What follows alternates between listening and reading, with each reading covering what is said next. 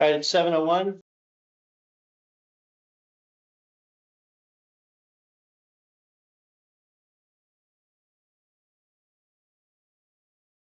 Any questions about the minutes?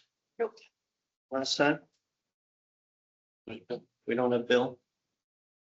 Margaret, we got Margaret. Yeah, there. In person this time. Woo, woo. Motion to approve the minutes from last meeting. Second. Okay. All in favor? Aye. Aye. Oh, you gotta Do do we- roll call with Margaret. Yeah, I was gonna say we have to do roll call, don't we? Because Oh, I'm okay. sorry. Oh, yeah. There ain't no discussion on that, right? All right, Margaret, Aye. Catherine, Aye. Tom, Aye. Eric, Aye. and I for me. Approved. Eric really doesn't have. Yeah, I'm vote not a on it, voting does he? member. I'm not a voting member. He's here. Yeah, I'm a body. yeah, we'll make you feel wanted. Thank you. We don't have Bill for treasurers, but Lauren's next. What I just signed. Yeah, there's just one voucher for DGT's peer review services. For 60 Grove Street. Those are-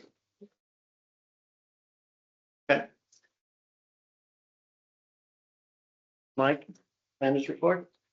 Yeah, planner's report was distributed via email, as noted. We just switched out systems in the land use office, so we moved to a cloud-based system, and things were not yet working properly. While I'm in the middle of tracking it down, were there any questions about anything that I provided in the planner's report? Anything, anybody? Any luck on the EDC members? No, I'm not that I'm aware of. If anybody is interested in joining the Economic Development Committee, you can contact the manager's office. I get notified after those applications have been received. But yeah, we had 3 members resign from the EDC, all for different reasons. So yeah, it'd be great to have some membership on there. We still have a quorum of members to meet, so that's good. Who's resigning? Marie Kitchen, Russ Berger. And I apologize, I'm forgetting the third one. Is there a reason or is it just? Oh, Pierre Cote. Pierre, Marie, and no, all for different reasons. I'm not sure why Marie did. Pierre's, I won't say. That's for him to say. And Russ is moving. Okay.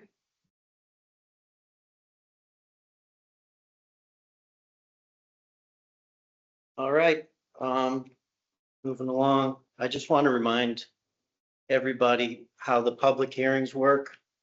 The applicant presents, the board discusses and puts forward their questions, and then it gets open to the public. Just so we don't expect, just wait for us to let you know, and then you can ask all the questions you want. 7:05, I'd like to open the 130 South Street public hearing. Subdivision for proposed 4 lots. And do we have John? Good evening, and for the record, John Federico with Guerrero and Hellman, and representing the applicant tonight, John O'Connor, for 130 South Street. All right, So, Mr. Chair, I don't believe you have anything new on this. Nothing's Okay. been provided to you. I believe you have a constructive grant deadline that's up at the end of this month. okay, So you will need a request from the applicant in order to extend that. If you're willing to entertain that, I would suggest extending it. Given that you don't have revised plans submitted to you for peer review to even begin to look at, I mean, I'd suggest continuing it to the end of October at this point. all right. John, you want to make that request? I'd like to at least present a few updates to the board first, Sure. and then I'd be more than happy to go into anything for additional requests or anything like that. Please do. So if you folks don't mind, if I can do a screen share here, I have a few updated concepts. And then I do have a very brief recap for the board as well, just to fill them in where it's been a little time since we last presented on this one.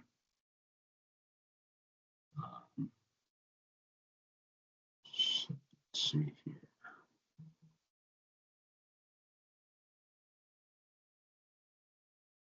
I apologize, one moment.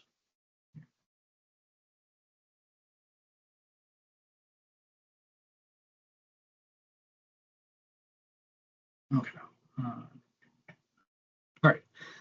So just as a very recap, brief recap to the board, sometime I believe it was either end of April, early May, we presented revisions to the board associated with peer review number 3.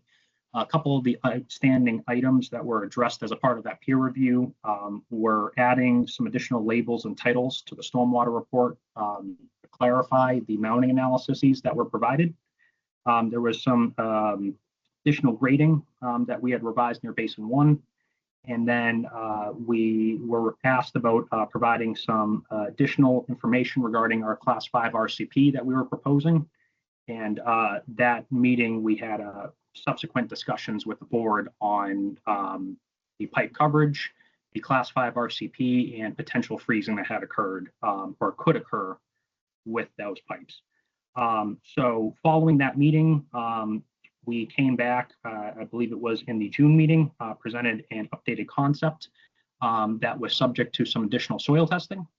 That concept had us potentially relocating the drainage system, and based on soil testing results, potentially lowering the entire drainage system to provide 4 foot of cover for the pipes at the entrance of proposed Road A. Tonight in front of you is currently 2 options now that we have completed that soil testing and also reviewed an additional concept with the DPW. Option A here already addresses the 4-to-1 grading concerns that were adjacent to the right-of-way up by the above ground infiltration basin 1. And down in the lower area here for the underground infiltration chambers, option A currently is holding the original design layout and pipe elevations, but we will be proposing pipe insulation as discussed and requested at that April-May planning board meeting, and I do have a detail that I can present to the board in a moment for that. The second option that we do have in front of you guys tonight is going to be option B here, that has same grading located up by Basin 1.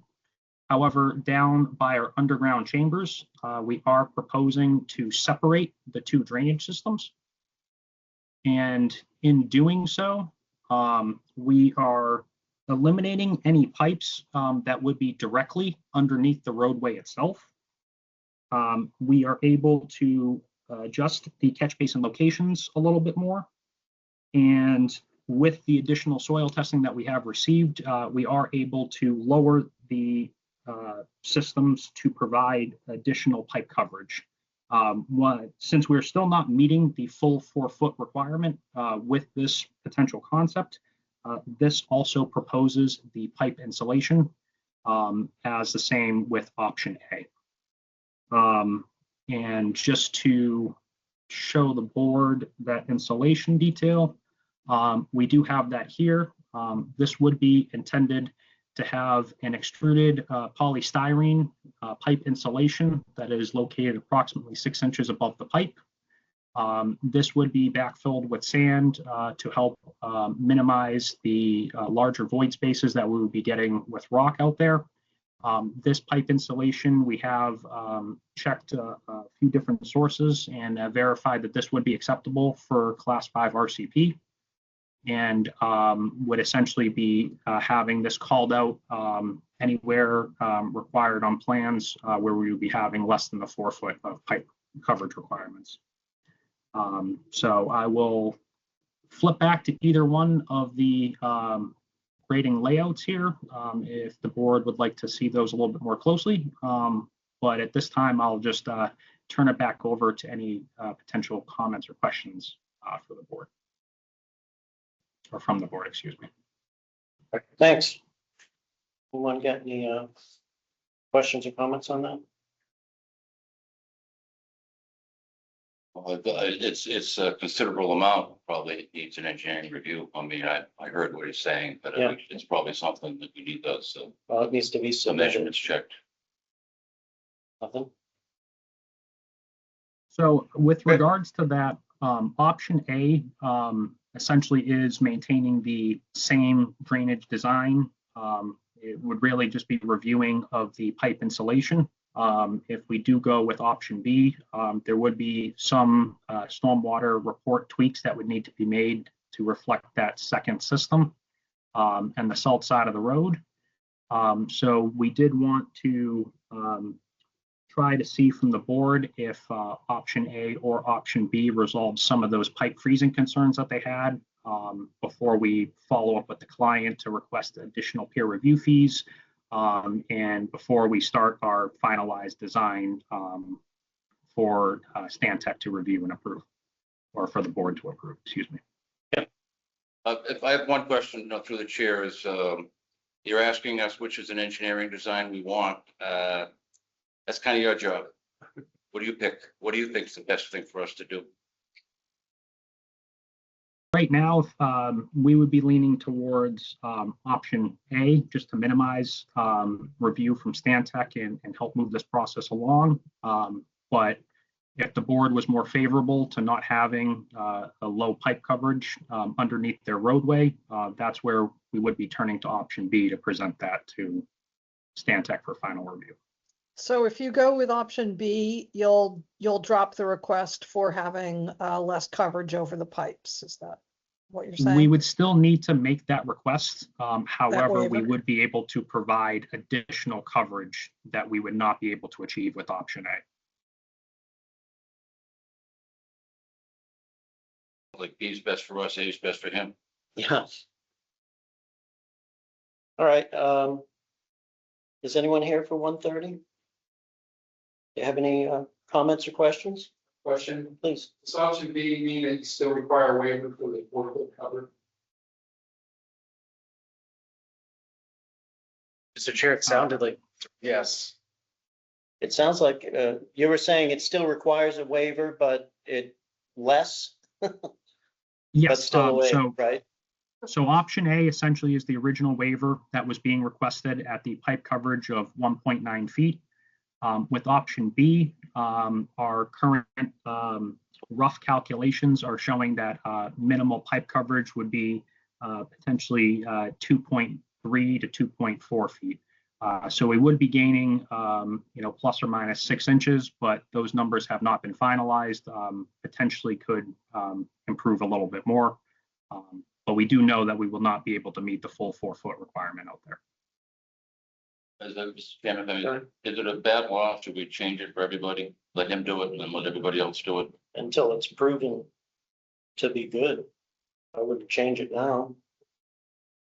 Well, then the burden is on the applicant to prove why 4 feet is excessive. And that he's allowed to do it. And if he's allowed to do it, I don't want to hear everyone coming in afterwards saying you did it for him. Do it for me. It's Yeah. 4 feet. Tom, Go ahead. I would say that, it could be that materials have improved since the 4-foot was put in there. And so I think that this is really a question for our reviewing engineers to say, yeah, you don't need 4 feet anymore because of X, Y, and Z, or you really should still have 4 feet. I mean, Excellent. I think that's the question that I have. And just to add to that, I think we've had a couple requests come in recently, like at least 3 about waivers for the coverage. And, maybe it's time that we Assess that. assess them and see if, rather than do it on a piecemeal, like, DPW. yeah, DPW, because again, there's always, progress in new materials and new methodologies. So I think that's something that we should. Especially if you look at other towns that have done that, and it's been a repercussion, have they had any pipe problems because they went lower than 4? And And could, also, you could know, what CMR, materials? You know, Yeah. because different materials have different, you know, load Right. bearing capacity. So what, is this? you know, we ought to set new standards that people can follow if that's what we're gonna do. But I Right, think doing this every time an applicant comes in is, you know, but just a Mhm. question, option you said is 4 foot cover? no, Oh, okay, okay, it's just Yeah, so, deeper than Shanae. okay, but it's still not feet, 4 feet. Still Okay. 2.5 or something. so is this also a question that we could put to CMRPC? To see what the standards that they're seeing in Central Mass are? They have an engineering side, don't they? They have an engineer on the transportation side, but I don't believe on the CMRPC side, no Yeah, I don't- engineer. I don't think they have civil. But they have access to every other town in the county to Yeah. what they did with their engineers that they paid their engineers to look at for that town. We could take it from them without a penny. Does the state have standards, what it finds acceptable? I don't know. Mr. Chair, Dennis Westgate has his hand up. Yeah. Maybe he can answer that question. Dennis, do you have a question? Is he Good muted? evening. Thank you, Mr. Chairman. Yep. A question, a comment. First of all, since we're talking about RCP cover and pipe cover, yeah, it has evolved over the years. Industry standards today, MassDOT, CMRPC, we all follow the same standards. We follow AASHTO regulations. Yep. AASHTO regulations require a minimum of a foot of cover, and it depends on the size of the pipe and the velocity of the water and how it's graded to determine whether or not, and also what type of road it's going to be to determine if we think there should be more cover than that. But you will find that MassDOT and CMRPC follow AASHTO, and most of your engineers today do as well. I have a question for the applicant. In option B, you have found a way to add 6 more inches of cover. Is this through the trough design? No, not trough. It's because we are minimizing the overall length of pipe and the minimum slopes that we will need. We are able to achieve a slightly lower overall elevation for this pipe. Through the chair, if I may. So Yep. this is basically A's design, but you're able to sink the pipe lower because of you've shortened up the run. Essentially, instead of tying in everything to a central manhole and extending pipes an extra 20 to 25 feet to accommodate for manhole angles and tying into the system, we would be coming directly out the back of the catch basin to the clean out manholes for the isolator rows, thus reducing overall pipe lengths, reducing the overall amount of pipe that could potentially experience these freezing concerns. And that is allowing us to utilize that slightly lower overall invert elevation. Great. No further questions, Mr. Chairman. Thank you. Through the chair, I have Yeah. a couple follow-up ahead. questions for the DPW commissioner. You know, I'm having a hard time picking up the remote today. But did you say that AASHTO and Mass DOT standards say 1 foot of cover is, I mean, that's they use? Yeah, you can go as low as 1 foot. Of course, there are going to be circumstances around that. Okay. And does it have anything to do with the size of the culvert, the material used on the culvert, the condition of the culvert? Or is that just sort of a universal application? So they have several tolerances that they keep in mind. One is going to be what type of flow, maximum flows you're going to have and your peak velocities. They're also going to take into consideration what type of street is it. In this particular situation, you're looking at a small cul-de-sac, dead-end street. This isn't a main artery connecting Grafton to 140, so you're not going to have 18 wheelers going through and such. So all those things are taken into consideration. But for the most part, 1 foot of cover is the minimum. Okay. And And just if one I- more question for us. Do we have a clue of when the town adopted the 4 foot standard? Is that like 100 years ago? Through the chair, I don't, but I know it's pretty standard through the Commonwealth to see a lot of the regulations still exist. And that's an old regulation. It's been that way for a long time. And I think it was more gauged for freezing than it was gauged for material above the pipe to be able to protect the pipe itself. RCP is very forgiving. It's a lot different underground than it is for doing any of your polys. Through Go the ahead. chair, on E-code, it shows that your subdivision rules and regs were adopted in 1970 and amended through 2017. So I don't know if this was added sometime between 1970 and 2017, but it was last updated in 2017. And freezing is not an issue to be considered when you're talking about construction of culverts? Absolutely. If your cover is in the minimum range and you don't have velocity, then you certainly could have.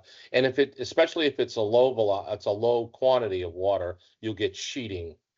And then what happens is the water piles on itself as it goes through the pipe. And eventually you have a solid pipe of ice. Okay, so wouldn't that follow that in a low velocity area, I know you talked about the consideration for load bearing capacity and semis and big trucks crossing, but in a low velocity area like a subdivision, you're not going to have much flow. So that increases the possibility of freezing, correct? It is, but they also got short distances before you're discharging into your Coltech units or whatever they're suggesting for. I don't recall what the plan had on it. I wouldn't be able to comment. I would rely heavily on an engineer's comments on that. I was going to say, we need Yeah, engineers. Yeah. you definitely do. I may. Go ahead. Would it be logical that, to look at the surrounding towns and what they did, they have similar soil and temperatures, and that from 30 to 36 inches would be typical in the towns surrounding us? For It's some, through yeah, for this project. the chair. Yeah. I will. My comment to that would be you're going to find the towns around us are no different than us. Some of their regs are up to date. Some of their regs are antiquated, just like ours. For instance, Hopkinton, they've updated theirs and they have 3 different types of soil that you have to cover, and it's between 30 and 36 inches. Their minimum is 30, maximum is 36. If I went to Right. Westboro or Milford, wouldn't I find about the same thing? Most likely. I couldn't say for That's- sure. So that's a 2.5 feet. The 3. But we I should can do definitely have that. an engineer weigh in on this and Yeah. make that decision for us. I'm sorry, we cut off comment. There was also a question from JS Online. Yeah, how you doing? This is Jim Sullivan from Guerriere Ah. and Hellnon. Okay, Just following up with the comments, appreciate the dialogue and Dennis's input. The only 2 things I was going to say is that the peer review person, I believe, had given an okay for the type of pipe to be used, but had not necessarily weighed in on the freezing. I think I have that correct, John. Is that right?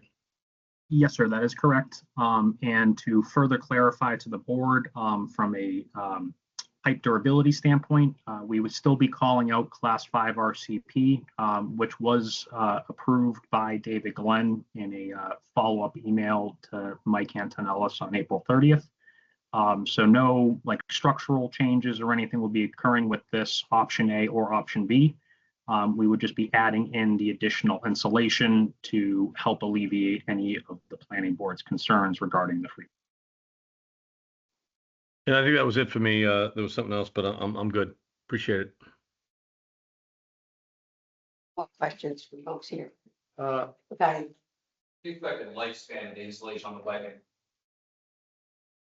did you get that? I'm sorry, I could not hear the butter comment. What's that lifespan on the insulation? on the piping, yeah. I do not have a specific lifespan for it, but these were coming from pipe manufacturers. So I'm sure I can provide that update with our response to comments. And a follow-up question, what is the preventive maintenance on these type of things? Do you do regular inspections or, is there any way to see if there is corrosion, deterioration or anything like that? Or is it sort of, how does that work? I'm not aware of anything. This would be a buried barrier. So as long as, nothing above it is essentially getting ripped up, I would expect that it would remain in perpetuity. But I will, again, check over manufacturer's recommendations on that to make sure that we do have any notes in place for proper maintenance on that.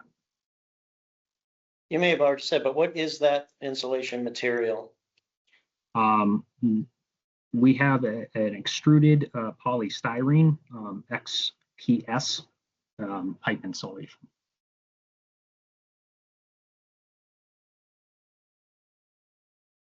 Were there any other questions for anybody?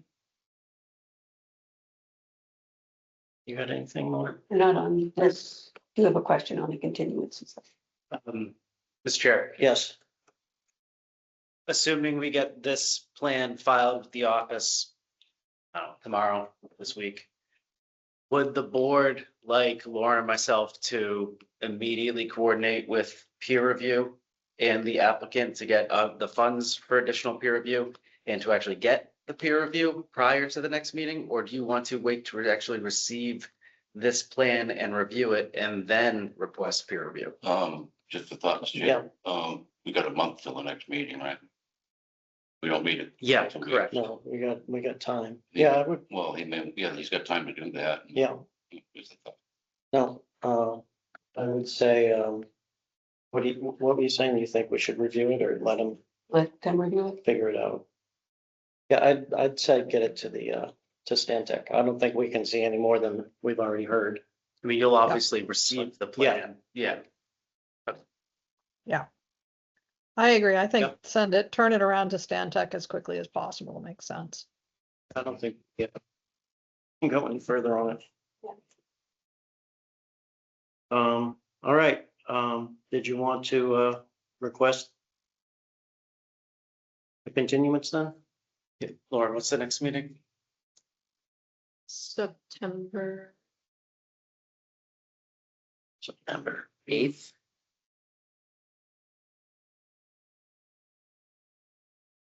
Yes. And then 22nd. So, Mr. Chair, the board would need a request for a continuance to September 8th, but you would also need a request to extend the construction grant deadline till at least the end of September. The construction grant? Yeah. Deadline? All right. Do you want to put in that request? Should we go to mid-October on the construction grant deadline just to give us a little wiggle room so we're not asking again at the next meeting? Definitely. Sure, so we can make that, it's Jim Sullivan, we can make that motion then, if you would like to make a motion to continue. We would request that you to consider a continuation to the September 8th meeting.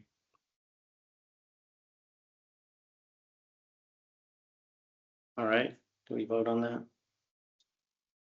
Move that we approve the request for continuance, There's a continuance to the next, September 8th, one at a time. And an extension of the construction grant to October, whatever. Yeah, I was gonna do that separately, I'd be glad to do Want to it put the them in, same. you want to put them in the same motion? It's fine. Yeah, I'd So- again, I'd amend that and add to that to extend the construction grant deadline to mid-October 2026. So moved. All right, So let's call it October 14th. October 14th, Thank you. moved and seconded. Any discussion? Margaret, Aye. Catherine, I, Tom? Aye. Aye. So approved. Great, thank you so much. Thank you very much. Through the chair, can we say 7:05 for that? Oh, I'm sorry. Others, no. Yep, 7:05 is your time on the September 8th. So we will continue the 130 South Street public hearing until September 8th and 7:05. Before we close the public hearing, just so folks here know, the documents that are discussed at this meeting are available on the planning board under meeting materials. Because I noticed someone was taking pictures of the documents, and from my own personal experiences, those usually don't come out well. So you can actually look at all the stuff that's been, submitted to us, and it's also public information submitted to the To town. be fair, through the chair, what was shown has not been submitted to you yet, so What that's the not, cover no. Design was. The new ones. The AB choices, none of that. Those are the I don't two think so. choices. So that will be submitted to our office and Oopsie, it will, sorry, right, the picture. it will go onto the website, so you will have access to it, but yeah. Okay, so that meeting is. But typically, continued. yes, that's where everything is. See, we don't. Regular meeting is started and suspended again for the East Street public hearing. Great. Once again, John Uh, Federico with Gerrier and Helmond. Not And, hearing. oh, sorry about that. I didn't hear you. Oh, sorry. Just once again, John Federico with Gerrier and Helmond for East Street Estates. Okay, John again. We have submitted our response to comments, both electronically and physically to the town and to Stantec. I'm just here tonight just to present a very brief update to the board. We do apologize for the little bit of a delay in getting back to you guys, but as a part of our revision here, we did get in the additional information for borings as requested by the board and Stantec, have confirmed with our structural engineers any updates for the wall design. And there was just a little bit of extra time that was needed on the design. As you can see in front of you here, we have made a slight tweak to the subdivision lots, particularly 3 through 15. And that was to address some previous comments regarding straight line frontage for these lots. So slight layout change to the roadway and lot configuration, but all of that has been reflected in our updated stormwater reports and any response to comments that went out to the planning board. All basin locations are the same. The entrance road and the wetland crossing and any retaining walls associated with that, those layouts have also remained the same. And also as a part of this subdivision, this was previously coming in as 17 lots, including the 2 A&Rs. We have verified and made sure that those 2 A&R lots have been separated from this. So we will be moving forward as only a 15 lot subdivision proposal. Sorry if I may, through the chair, Yeah. which lots were you questioning the frontage? If I am not mistaken, I believe it was lot 12 here, and I believe it was lot 4 that there was some questions regarding our calculations of the frontage. So currently, the lots in front of you all do meet the straight line frontage requirement of, I believe it was 240-foot frontage for these lots, if I recall correctly. Well, sir, it changes a little bit on cul-de-sacs and on curbs. So what I'm looking at on as you go around the curve, we go on a straight line. Now you have on lot 12 you're talking about. That's a very large. That looks, you'd be going straight from one corner to the other. Yes, So- that is currently how it's been calculated. Previously, when we were in front of the board for this project, we had used straight lines and chords through any curves. But based on feedback we had received from the board, that was not an appropriate interpretation of the regulations. So we had made sure that all of these do meet the straight line lot corner to lot corner frontage requirement. Okay, so when you do that on lot 4, you do straight line to straight line, it's going to come up to a certain distance, it's going to come up to 240. Yes, if I do recall those calculations, that those are all correct. And one of our zoning requirements is that you can't go less than 80% of the required frontage. The Yes, front of we- your house has to be at least at 80% of your 240. You aware of Yes, that one? So we have made sure that those houses are correctly shown on there for that. And we have made sure that our buildability table shown on the cover sheet is reflective of the 50% minimum buildable area. And again, we had made sure that our locations do meet the 80% width. Well, you didn't make sure that lot 4 had the 80% line. If you're telling me that at some point in lot 4, it does not decrease to 80% of 240, you'd have to prove that to me. I believe I don't have the exact dimensions in front of me, but I believe based on our review of the plans with survey and our engineering team, that lot is meeting that requirement for the 80% of the frontage at the front building corner. No, I've got the end of that at about 75 feet, and it goes up to about 100 feet, 3/4 of the way back. You're telling me 100 is 80% of 240? Don't agree. I will double check the numbers, but as the plan has currently been submitted, that this is what we do have shown for that. Can you take a look at lot 4? And you Yes, see how it narrows down to the very end, about 75 feet? You have to show a line that shows where the 80% of 240 is. You don't have that. I don't argue with you. It's just one of our requirements.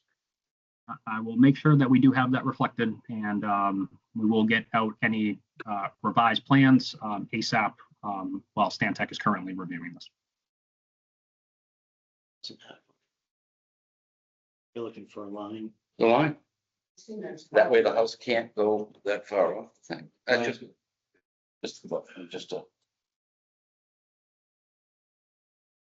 Thank you.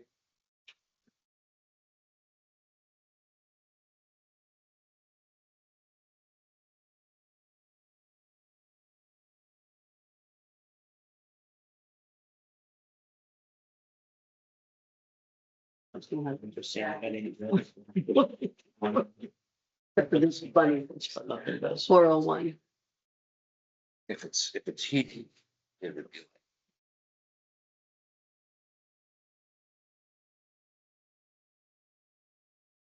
But Tommy, we're getting right down to 75. Well, actually, it goes to 48, then it goes 150s right here, and what's 80% of 240?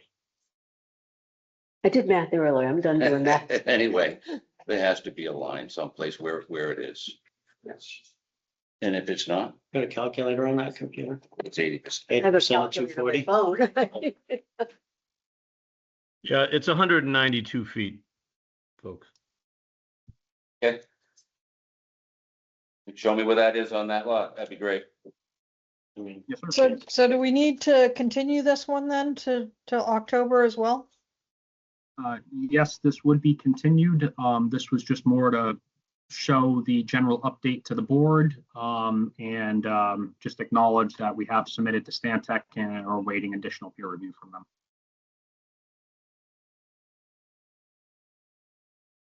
All right. When did the shot clock end on Any other comments? I believe at the end of this one. this? It was the end of Any this- comments from the Did public? you extend the shot clock? Yes. Just curious, where does that walkway across the B Street issue stand? Is that what's not talking about the boundaries? Do we have any updates on that? John, do we have any updates on the walkway area? So that has been added into this plan set on one of our detail sheets here. We have provided an exhibit for that crossing. This is based on all the feedback that we received at the last few meetings. And this is officially out for department review as well as peer review.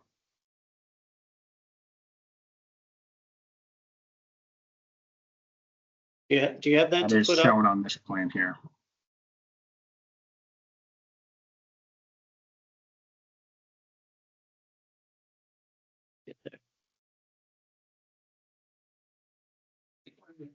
so much, these plans are just, you know, this was. They're gonna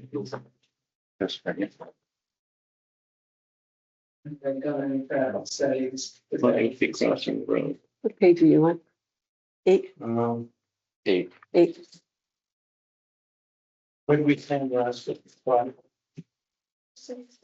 as mud to everybody. Yeah, There's, both sides have a good point. I were mean, we looking for safety from? Did we ask if we? We're looking- Yeah, I think we asked the chief of police to comment on it. And I thought the chief of police had commented that they wanted a crossing at the intersection. Yeah, I'll have to go back and see what comments you received. Sorry to remember. Okay, I think that is what he said, but if you could, yeah. I mean, ultimately, it would need to be designed in accordance with the DOT standards, but reviewed by, I would want it, I know Dennis is not, I would want it before it goes in, reviewed by DPW and the engineering consultants that DPW uses to review for appropriateness and for safetiness. okay, Safetiness? safetiness. You got it. We're looking at safety. Add it. Added the dictionary. So maybe we can get a comment from them for the next meeting? I don't think they're gonna comment on whether or not they think it is going to be safe, but we can put provisions in to ensure that it is reviewed in compliance with engineering standards to make sure that it's safe in that regard. Mhm. And you're gonna look up, see if the chief of police said something? Yeah, I'll double check and see what you received from the police. All right, The chair, I don't think Yes. the police have commented specifically on that, but I'm not sure if they've been asked specifically. But I did remember that Mike had talked to the select board, I think, about it in May. oh, that's And it. asked if they had an opinion, and I'm not sure if we've discussed this since then, or if it's just been continued. So that might be new info. Yeah, I brought it to them for comment, and there was no comment. They had no Yeah, comment. I presented it as, you know, I expected they wouldn't want to immediately say, yes, we want that there. But I presented it to, you know, to provide an opportunity for them to give an opinion to the planning board as if there was a strong opinion to stop all discussions about it. So that was not provided. Okay, So the police department has not been asked for, I thought they I'll were. double check. Yeah. This has been going on for a while, so I don't remember right off the top of my head. Yeah, no, I thought it could have been a different project. so we'll discuss that more in the next open hearing. Where are we on the shot clock on this one? Yeah, it's end of the month, I think I had asked that, yeah. Yeah, this is also, and at the end of this month, so it would need to be extended with by the same timeline as 130 South Street. What is the, what extension are we on? Which number? Yeah, how many times have we extended this? I don't know. I don't know that offhand. You've been dealing with this since last year, right? I think. Well, we've been dealing with it since before I was on the planning board. Yeah. That's a different story. Town's been here a long time. We don't have to rush. Yeah.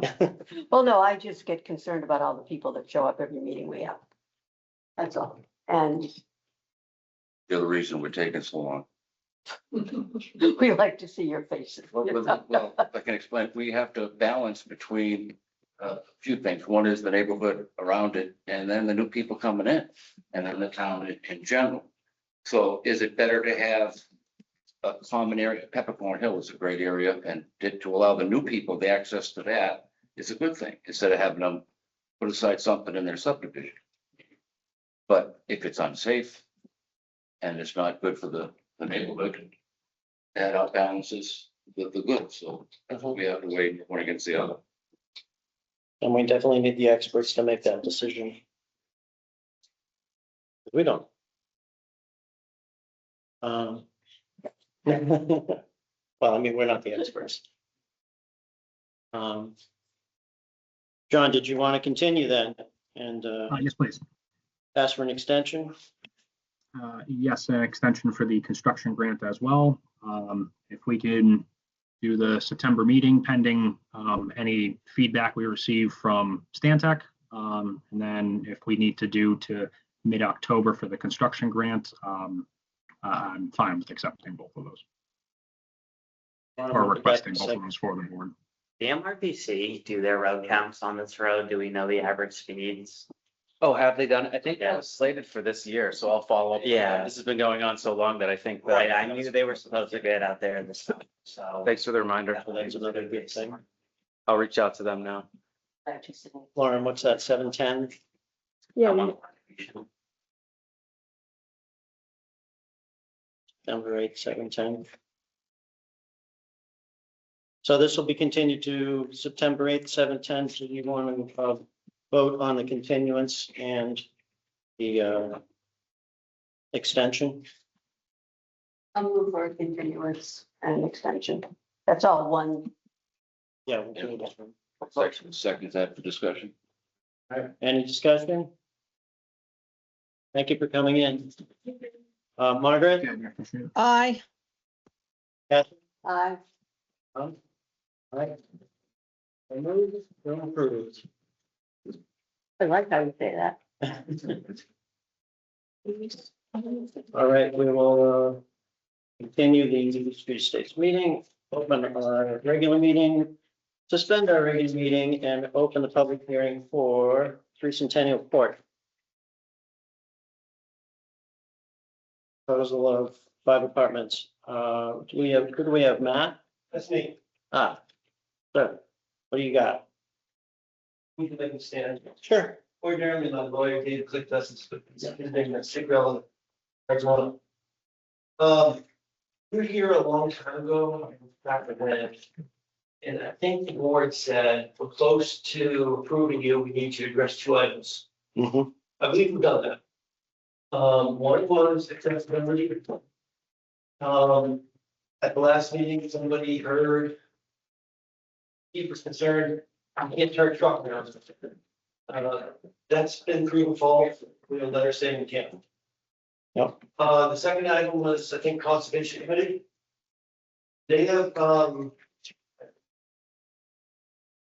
sure Mike will correct me if I'm overstating it. I think they've announced intent to approve me so long as, the outside consultants run the numbers and improve the right. Mm-hmm. I think they're addressing 2 standing orders, that you had last time. Mr. Chair, if I could just fill in. Yes, please do. The Concom is reviewing, they're reviewing the stormwater. So as stated, right, they'll review and confirm that the stormwater information presented is all correct. Okay. And if they were to find any discrepancies, they'll likely offer suggestions on how to correct for that. And hopefully, if any of that arises, it doesn't then translate to a design change on the plan, right? Right. And if so, if you had an approved plan and then conservation wrapped up their process and then out of that process, there was a requested design change of some kind, you have to come back. So I assume the applicant would. Well, Chair, don't we condition our approval upon Board of Health, on conservation, so they wouldn't be allowed to do that until they, we wouldn't have to change anything. Yeah, I'm not saying you would, yeah. Because if we approve it subject to conservation, and conservation hasn't approved it, they shouldn't be started. The building inspector should let them start because they haven't fulfilled what's Tommy. required. What he's saying though is that since they're still before Concom might require them to change the plans. In which case they would have to come back to us if they have to change the plans to meet Concom requirements. Is Yeah, that I'm what you not- said? I don't mean to muddy, yes, exactly. I don't mean to muddy the waters. I was just discussing it as a matter of process. I don't expect that to be the case. I'm just saying. Where are we in this? We have a site plan that's been reviewed? Been reviewed by you. This board waived the peer review. And you waived. Yeah, so the 2 items that were outstanding as a result of the last meeting, as stated, DPW concerns with regard to access to the sewer lines that are underneath the property. that have been discussed, and it's been discussed with Dennis. I know he's on, and I think prepared to talk about that, should you have any questions. I've discussed that with Dennis as well as the applicant's attorney, in regard to all of the title information that was provided to you with this application. If you remember, there was a substantial title packet. It was Attorney Click, representing the applicant, indicated that within those titles, those deeds, was mention of providing access to the town in order to access those sewer lines should they need to. Now, obviously, this is a case where the applicant has expressed interest in making sure that that is the case forever, because for something to go wrong with that sewer line, he doesn't want to take care of it. He wants Dennis to take care of it, right? Absolutely. And Dennis wants to take care of it on behalf of the town because that's town infrastructure. Well, a fire would be more of an emergency to the chair than a sewer break. Sure, yeah, So a fire truck getting in there and being able to do what it does is more important than a sewer break. absolutely. And But it these were the looked like the two fire issues. chief said that they can easily pull in and out the other If side. they had 10 feet, right? But they have a problem with a new problem. But yeah, just to the chair, Yes. again, fire department confirmed with me that they can navigate the site as is, meaning they can get their truck off of it's Main Street at that point. Main Street to what is Russell Ave. And then Russell Ave out onto Centennial Court. With cars And parked, if they park now, what would have to be lined and the cars couldn't park in that spot? If you're gonna have if you're saying that that is an accessible amount, area width, then it has to be marked that way, because if you've got that and you park there, you're allowing parking, then you no longer have your 10 feet. So there'll still be lines on the pavement, would there? I mean, Dennis. There's gonna be. Deep, yeah, What is provided to you with this site plan is the applicant's intent to improve on the traveled way, right? So they have provided you a site plan that shows where their parking will be on their site and where access will be on their site as well. Obviously, leaving the side, Lauren, could you pull it up on, leaving Russell Ave, so from Centennial Court, entering the property, and then heading on to what's noted as Russell Ave on the plan and heading towards Russell Ave. These properties own the land. Mhm. And then a little further down begins the actual town-owned road that is Russell. So there's no access, this house catches on fire, there's no access. Was accessed via the existing traveled way. Show me that. So this is blocked off, there's a problem here, and they have to get down this road to someplace, because there's a problem. They have to be able to get to these houses. Everyone, but the fire chief said that he could. Yes. The fire chief wrote a letter saying that and if this car's parked there, the fire chief's access is gone. If it's Yeah. not marked off as fire access. right, Like the fire chief says, I have access. Show me the marking on the street where it says, this is my fire access. but You that's can't- something You that can't is park not there. the developers, honestly, I Then, mean, then. that's then why- something, Then I wouldn't vote for a no, site no, plan. I mean, I actually think we're asking extraordinary things in this case. I think that, the developer, Because one's fire safety extraordinary. no, I'm not saying fire. This is always a clear right of way. Right. But What are you if saying but about- if we need to I'm do a saying- fire lane, we can But- do it, there needs to be a fire lane. But again, I don't think that, and that's something that the town would have to do to provide access. What I'm saying is whatever width, excuse me 1 second, whatever width you determine is necessary for our fire department. That width must be marked off as a fire lane. Mhm. No parking allowed, because we don't know when the fire is gonna happen. We don't know when they're. But that's now on their property. All right, wherever the fire chief said he needs access, Okay. has to be marked on the ground. Okay. Whether it's here, whether it's there, you can't park on a fire lane. Right. That's all I'm saying. Wherever So- that's gonna be, wherever the fire chief said, I need access from here, mark it off on the ground. So, but to clarify, where the fire chief is now asking for additional access is not on the traveled way. It's not on what's noted as Russell Ave. He's asking for additional space around the building to the rear. And that would be marked. And no parking. He didn't ask for it to be marked, no parking. The No, ask no. is that it be, There's no driveway there. yeah, he used. Is that adequate access for a fire department? He says it is? Yeah. The chief says that's adequate access for him. Which part of it? What's proposed?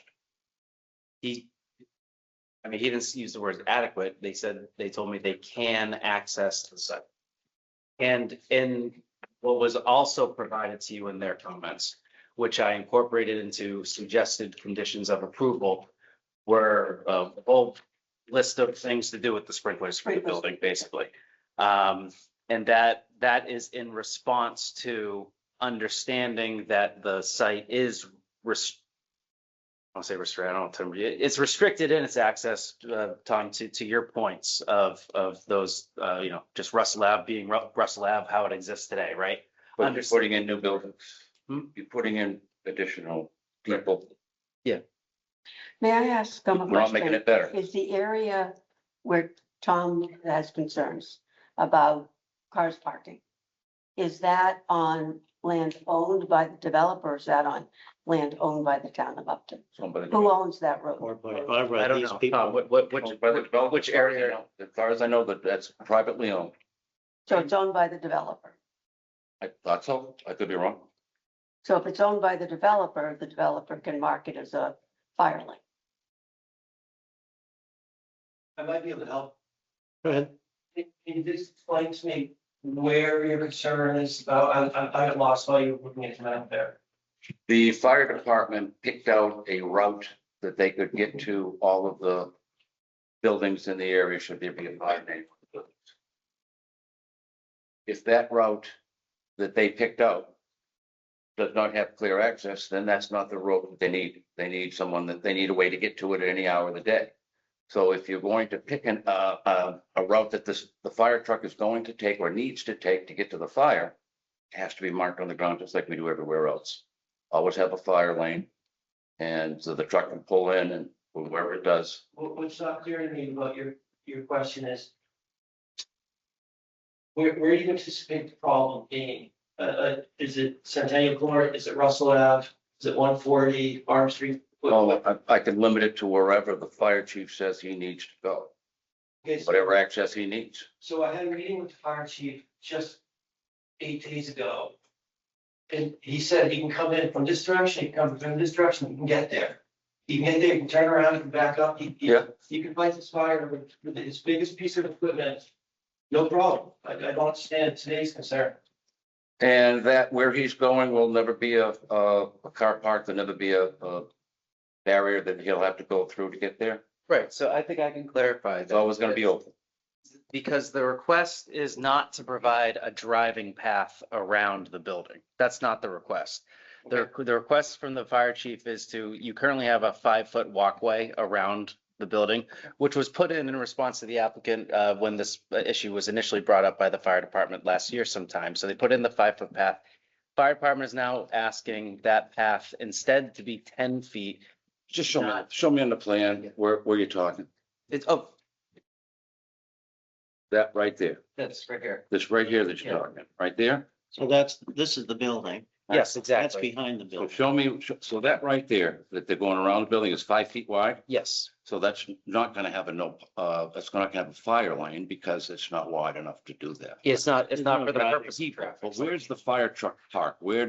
So he's saying that he can park his truck anywhere out here? Yeah. Where's that marked? Where's the fire lane marked for him? If it's all traffic and all parking with the park, is there anywhere in the street?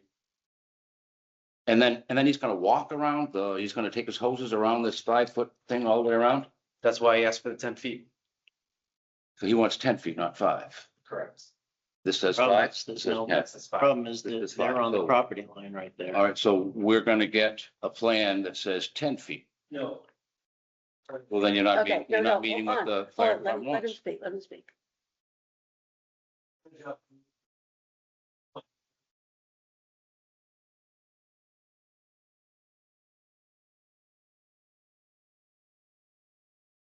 Centennial Court. Actually, can you stand on the other side because you're blocking? You where I- block them, not us.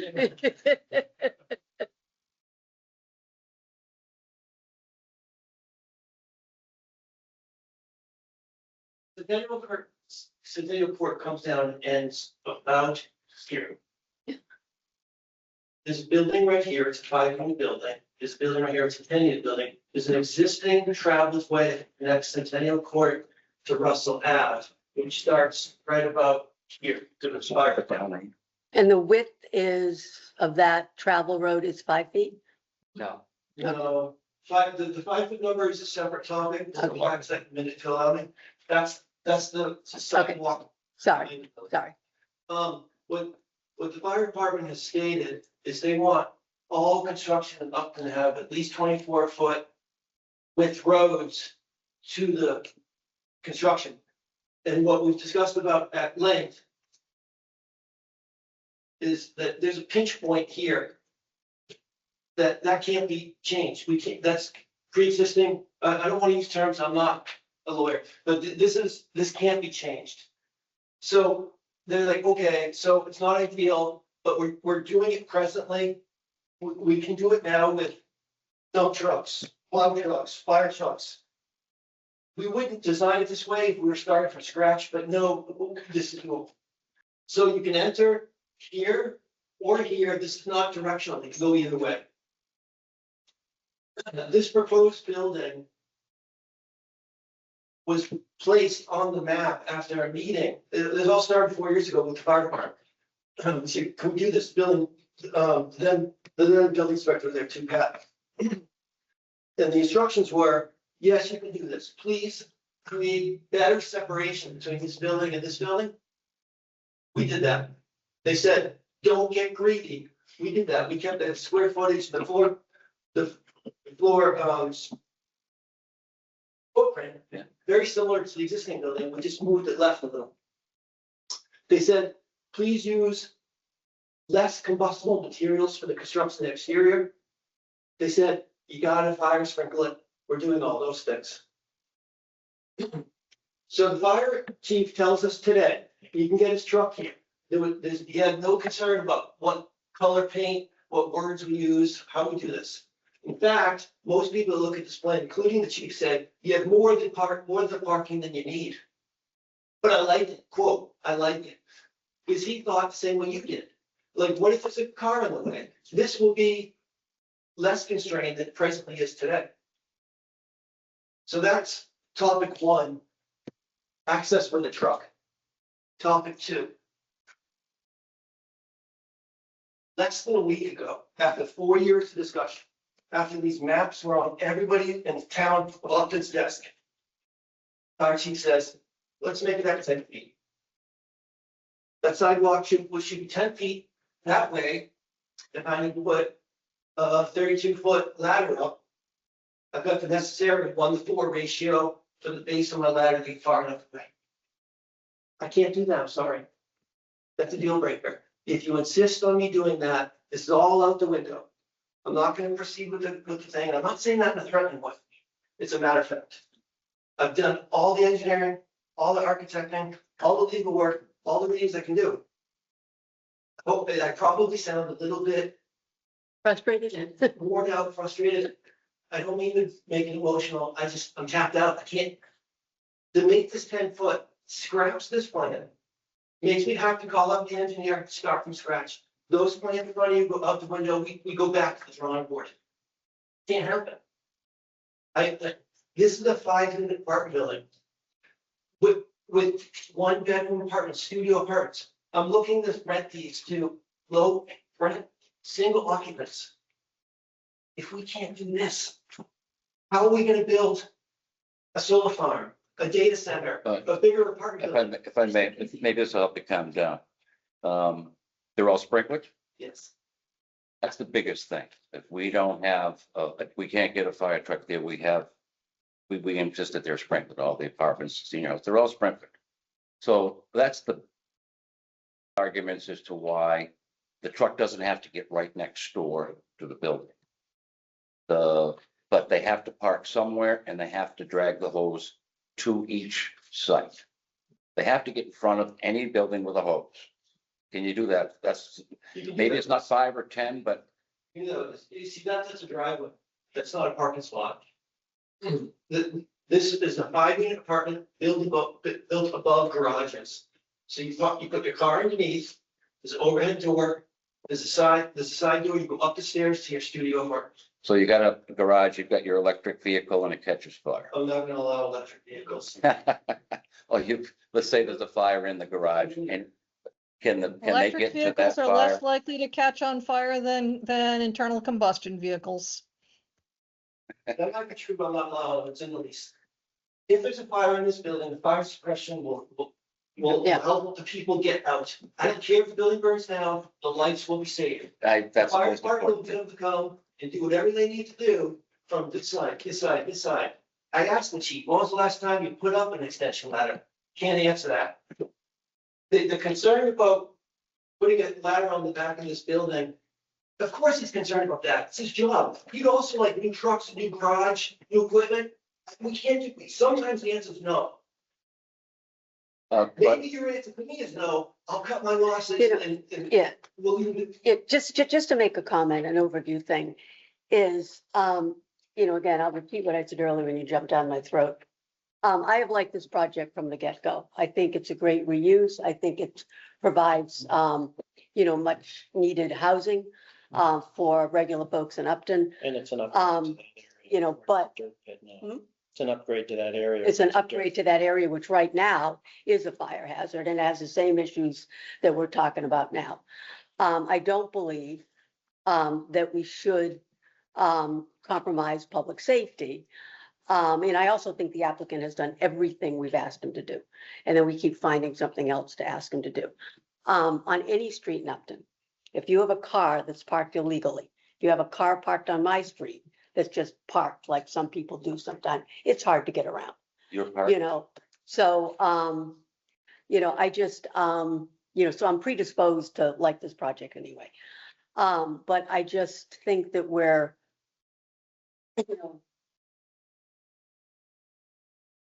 I don't see what else he can do. And I just think that it's time, that we do make a decision on this. The fire chief did say that he could have access. And if we say, well, there may be a car parked in the way, well, let's figure out a way if we can put like, fire lanes and stuff. If it's on private property, if it's not, maybe something that the town can do. But if the fire chief said he's comfortable with it and has access to it, I don't think it's our, and you said he said it in conversation too. I don't, we're sort of coming up with worse, what if an airplane marked, lands in the middle of it? I mean, I just think we're being the chair, extraordinary. it's not Electric extraordinary. vehicles catching on fire. It's not extraordinary to ask an applicant how they're gonna put out a fire. And he's gonna have. Fire chief said he can get in and it's sprinkled, so there's two. I don't see the fire chief with a yes, this is great, okay. Maybe we'll get that in a little bit, but I don't see a final okay from anybody. We had the I got a letter. 5 feet, maybe 10 feet, well, maybe. No, 5 I feet. mean, the letter basically, do we have a copy of the letter? I didn't see it. Again, I copied it, verbatim. Yeah. so from my perspective, that this is a great improvement to the area. If it can meet minimum requirements for safety and design. And one of And those minimum requirements, go ahead. From Sure. my perspective, if the fire chief says he can get the engine in there, if we get a letter saying I can get the engine in there and the building is sprinkled, then I agree with Kathy. That is as much as we can expect. It's all we ask elsewhere. And it's just the reality that people park illegally. And so we can't, it happens on South Street. Someone has a birthday party and, people can barely get around. right? It happens all over on our little narrow roads. Yard sales. But so somebody has to tell this board from the fire department that they can park on the street. They don't need a marked area. They don't need a line. They'll park somewhere where there's no traffic, where there's nobody parked. And they can get there from one of the streets, from 140, wherever. But we haven't Right. got that. We haven't got that. We're But, okay but with, what I'm saying, Tommy, is if we get that, then I'm good. So I don't see why, we don't have to keep rehashing this. If we get the letter from the fire chief, as far as I'm concerned, we're good. I think after what the fire chief said, aside from his 10-footer thing, he says he has full access. If there's cars over on Russell Ave, that's for the fire chief to be worried about. I don't think that's for us to, once it's off of this property, it's not. Through the chair, could we, file, my brain is not functioning as usual at these meetings. Could I, make a motion, and this is, I'm not making the motion, I just want to know, that, we will approve the site plan under the condition that we have a letter from the fire department saying, stating that, will there be a few more subjects too? Yeah, but I Subject mean- to the Yes. handicap What park. you gave me, was that just his email back to you? It wasn't an official letter? Well, no, the email was an official letter. All right. Yeah. yeah, I So mean, we it was have the on, letter. So it was on letterhead. I mean, Then we have the letter.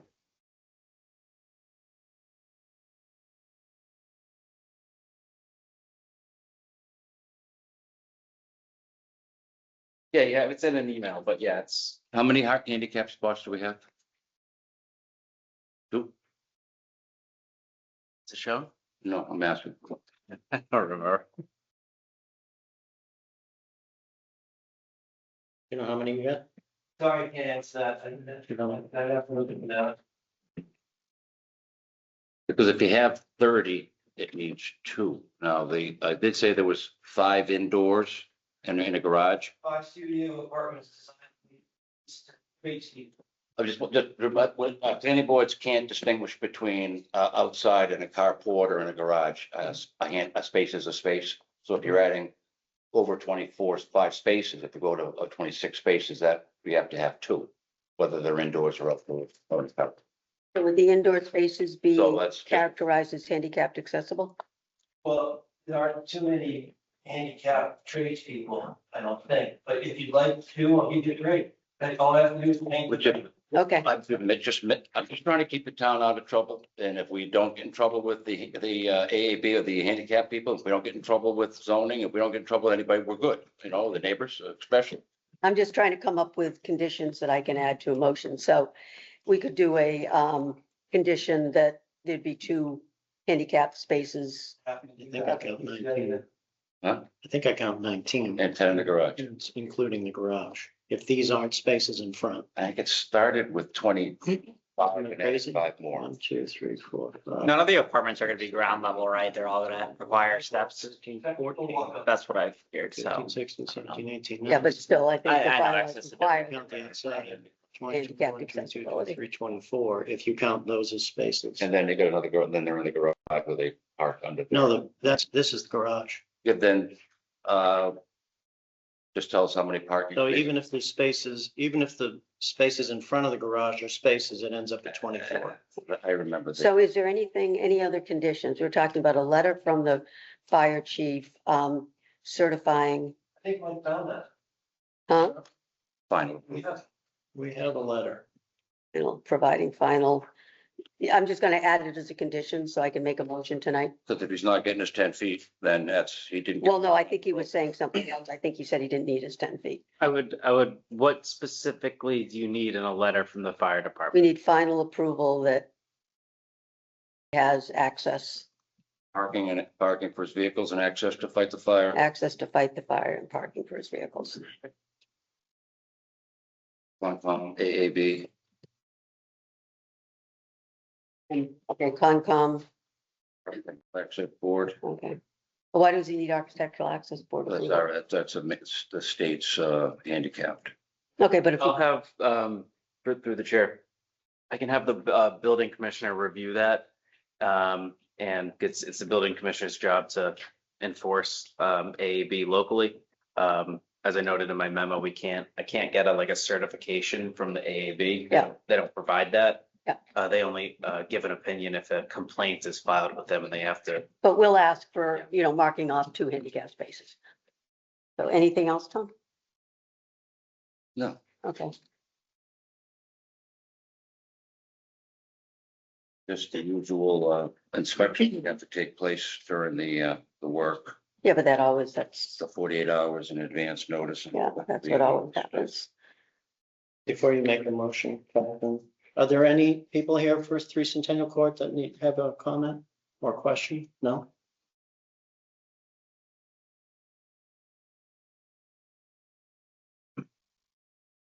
Yes. Tell me you agree. It's different than the letter I wrote, that I read. And what do you mean? 521 CMR says 15 to 25 parking spaces requires a minimum of 1 accessible space. And they started with 25 and are putting 5 more under apartments and they're making 30 total. But if he can do 2, he's Yeah. comfortable doing 2, so let's just say 2. Okay, We're not going to get in trouble with the handicap folks. Yeah. Not for providing too much. Yeah. okay. So. Margaret, did you have something I'm sorry. I was just gonna ask if there was a motion ready to go on this now. He's working on it. Yeah. Ready? Yeah, I think so. All right. I may have the language wrong, so correct me if I'm wrong. Did you have something to add for it? No, Margaret? no. I think we've got everything covered. I would like to make a motion that we approve the site plan for the proposed 5 apartments on 3 Centennial Court with the following conditions. That 2 handicapped spaces be provided, that we have that's the first one. Second one is we have a letter from the fire department stating final approval, that he has access to the site and that he can park his vehicles, and that we have final approval from the Concom. Well, here's a second. Second, Any discussion? Why we need a site plan reviewed by a professional engineer so the town doesn't get put in this situation. I don't Well, care we if it's one did, house, so two here houses. we are.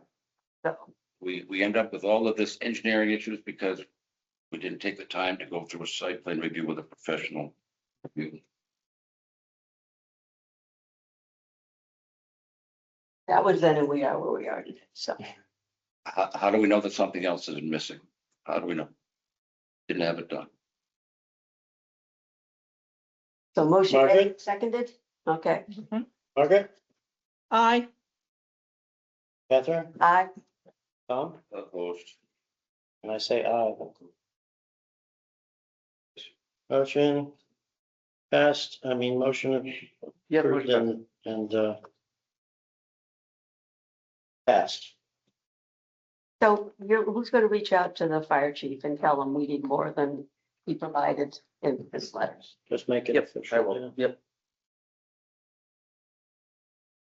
All right, so we don't have to continue this one. Thank you. 3 Centennial public hearings closed. We have to close the legal issue, have to close the public hearing first, then you vote. You cannot vote on a meeting in the middle of a public hearing. We've been doing it that way throughout the meeting. I would revote. You voted in the middle of the meeting, you can't do that. Oh. You have to close the public I hearing. think I've done that this whole time. Close the public hearing? Now, All right, public hearing is closed. yeah, Motion as stated. as stated. Second on the motion that was stated. Mhm. Yep, All right, I'll do another roll call. Margaret, aye.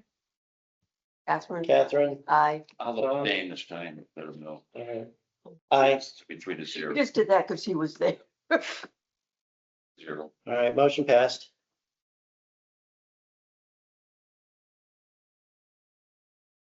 All right, where are we? Don't know why. we did. All right, public hearing for I think that's 169 South Street. Points well. Permit for proposed large-scale ground-mounted solar. Who do we have? Rick? John? Somebody? Can I, this is Bill, can I interrupt for just a second? I just Yeah. wanted to know that I joined the meeting. And I am here from the beginning of the hearing for 169 South Street. Okay, All right, thanks. who's presenting? Somebody on? So. Doesn't look like they're on. I haven't heard they've requested a continuance. They did for conservation, but did not reach out to planning. We have, Sean or Rick, are you on the call? Sean Malone or Rick? Not like. I don't see either of them on here. well, one thing, with this is gonna be about the sound. We have minimum requirements, and they have, so just like grade slopes, construction, they present what they're saying it's gonna be. And if they present to us that it's within the minimum requirements of what sound is in Upton, then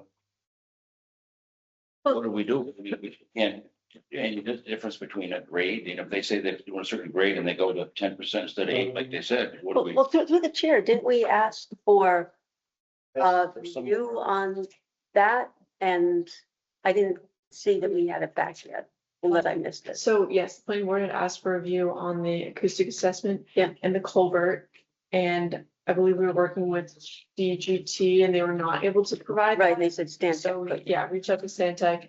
Meanwhile, Rick Morel said that he was having an engineer look at the culvert, and in your materials is a structural analysis of the culvert that they Right. did How long do we have? visually. You know? And then they also provided I don't know. a second noise assessment summary from late July. Before they have So the, now we can have Stand tech check, review right. something if you. So we can't review the noise yet because it No. hasn't reviewed no, we yet. need So- more. So has the new material been sent to Stantec yet? No, not yet. And I was speaking with Rick Morel and he asked to hold off on that until they provided new plans. So there's more for peer review to look at. Okay. So nothing has been Mhm. sent back for peer review. Because we are So- anticipating new plans. So can I suggest we continue this then till the end of September? Till the What's- last meeting in what's that September? deadline on?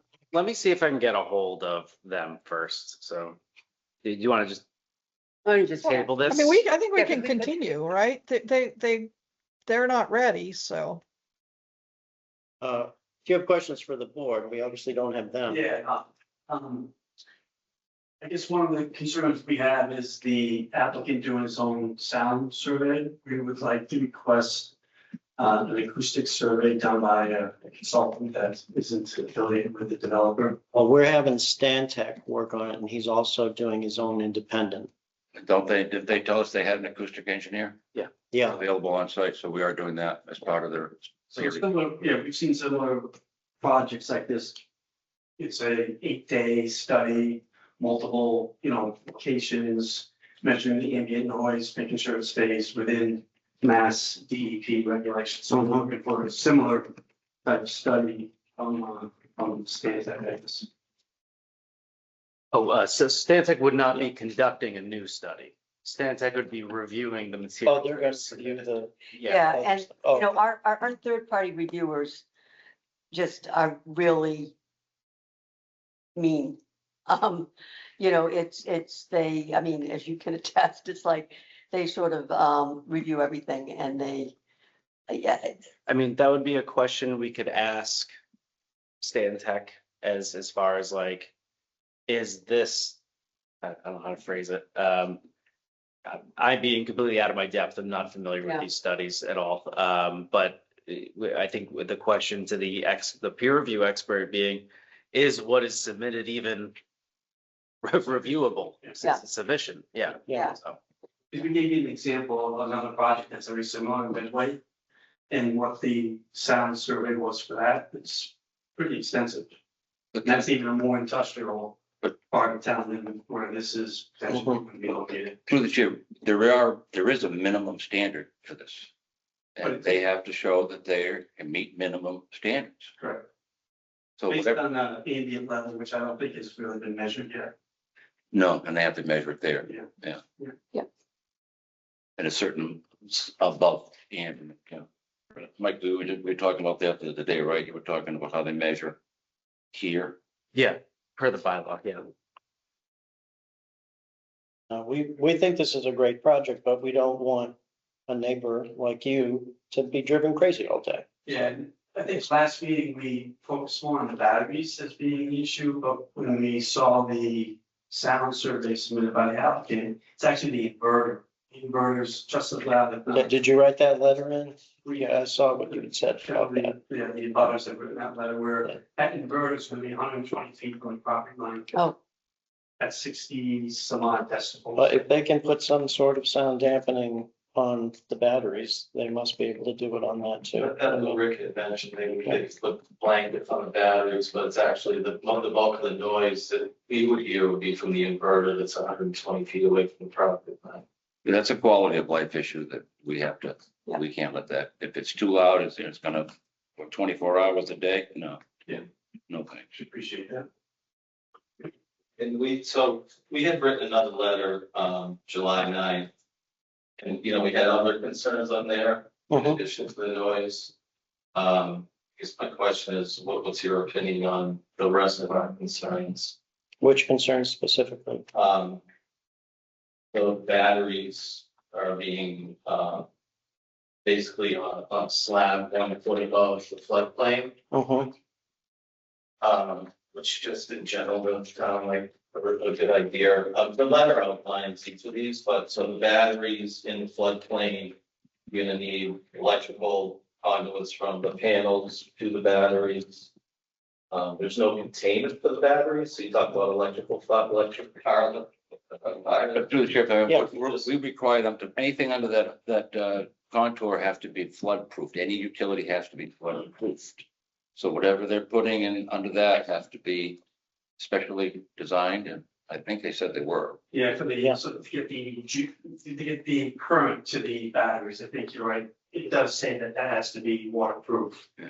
I think what Sean is saying is, we just think having the batteries located 1 foot above the floodplain, if there is an event where there's a fire, both the chemicals in the battery and the fire suppression, put it out. There's no containment, whatever, it's only 1 foot above the floodplain. Is that something we can have Mike take a look at? I mean, I know, If it's yeah, that, if like, it's a foot higher? yeah, well, we should, all the stuff, that was that letter, he has a copy of that letter, right? And that's something I'm- he'll comment. And I I'm mean, assuming the know, letter this is also went to something- Concom because containment within the floodplain is also a Concom concern, so. Yeah, so that was our question, so you raised 5 different concerns in the letter. Maybe they're not all appropriate for the planning board, but what other boards might review them essentially are all the concerns gonna be at least investigated. Margaret, what's your opinion on, should this be a conservation or planning board decision on? On The fire, containment? I mean, I think it's gonna be both, but it's certainly, I mean, don't you remember, Tom, when we did, was it Salon Richard Anthony?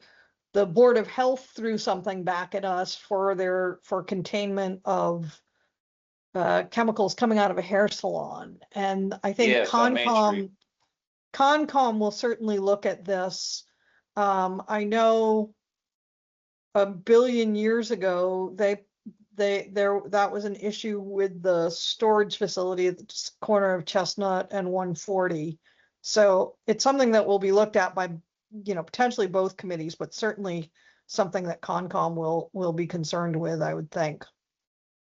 So Given its Concom location. For groundwater and Board of Health for general pollution, general contaminants or whatever? Yeah, again, because it's groundwater and Board of Health definitely came back on the Salon Richard Anthony, as I recall. And remember they made us, we had to have them put in a separate tank? Separate septic system. Yeah, Yeah, that's right next to the pond. yep. We could send letters to the board of health as well. Okay, that's good. Obviously, it would be easier to answer some of these questions if we had the applicants here. Yeah, and I remember the last meeting, there was discussion, so the fire department asked for an access road inside the perimeter fence and Mhm. outside. And the applicant was looking to eliminate the access road on the outside, but was gonna get approval from the fire department just to get gates in there, so we had thought there would be a revised set of plans that we could look at. You know, I guess what our fear is, like, we would like to, you know, be able to have access to the plans and before it just becomes. Mike, did we get anything else from Rick for plans? No, it was what Lauren said, the structural on the culvert, and it was the sound information that they provided. So they did not provide any revised plans as of yet. What about site? Did we, last time there was some site issues where they're gonna be, could they be seen? And Oh, sight they were lines. gonna come, Yeah, balloon test, you know, I think you called it. yeah, we needed a balloon test of some type. Mhm. Has that been scheduled? Do we have that done, or you guys should be involved? If whoever's closest, whoever's got the site distance problem, they should. And he did erect Yeah. a barrier and, Minimize. pictures into the, They have to minimize the impact. They might not eliminate it totally, but they do have to, wherever they can, to minimize the impact. All of the impacts, whether it's sound, sight, all of them. They did put a pole up with the mark of what the highest panel would be, but that was down in the low part of the pit. The panels are shown up into the embankment. As well, they need to be done. So those, like the post, the test wasn't done at the location of where the highest panel would be. based on the site plans that we have. Okay. Okay. Anything else from the board? How long do we have to make a decision on this? So I just emailed the applicant. Thankfully, he was responsive by email right now. Otherwise, we would have had to schedule a quick meeting. Because the clock would have run out on the 24th of this month. But I was able just to get a confirmation email from him that he's requesting a continuation of this public hearing until September 8th, which is your next meeting, and an extension of the constructive grant deadline to October 14th, just like your previous items. But I'm not sure if I make the chair, when these two deadlines, one of them is the next public hearing.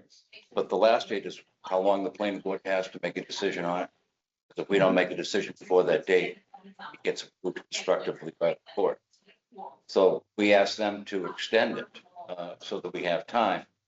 And if they don't, we just vote on it. So they don't want us to do that at this Yeah, stage. we can vote it down. So they gladly extend it, get us voting pretty preliminary.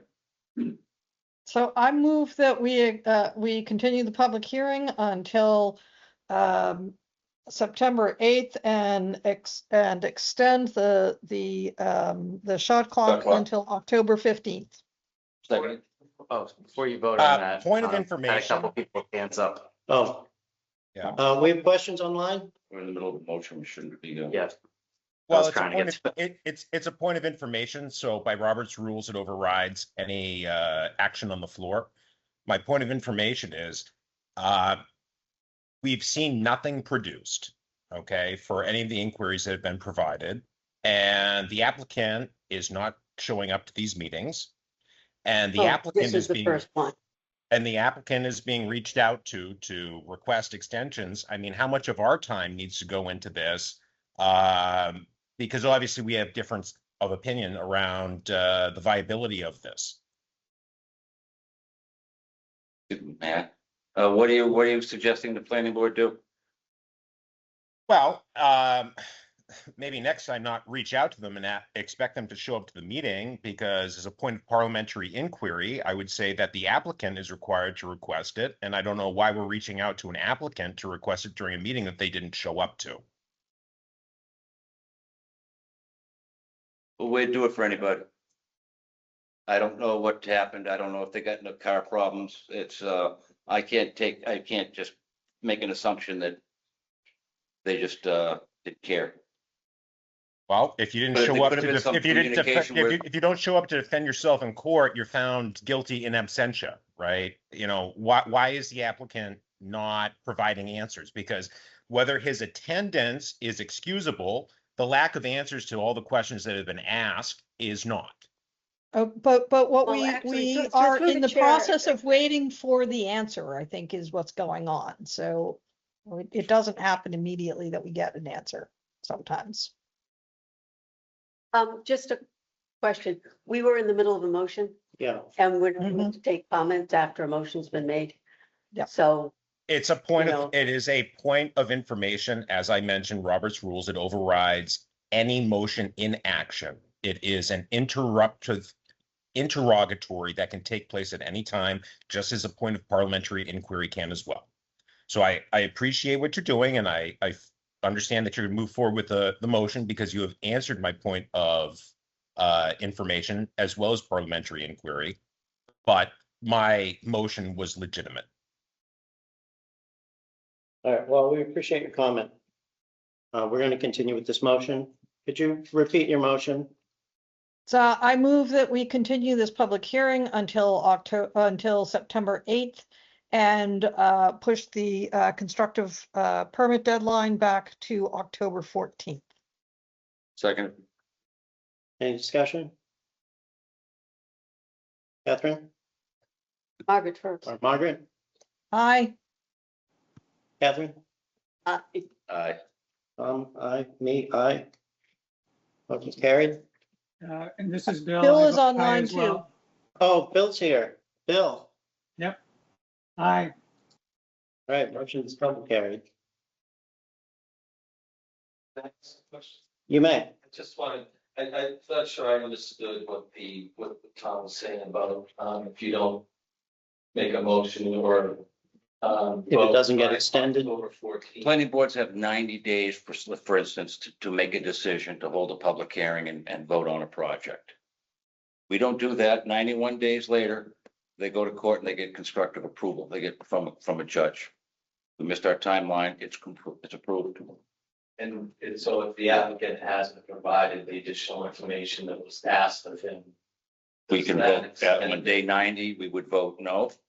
If they didn't extend it and we had issues.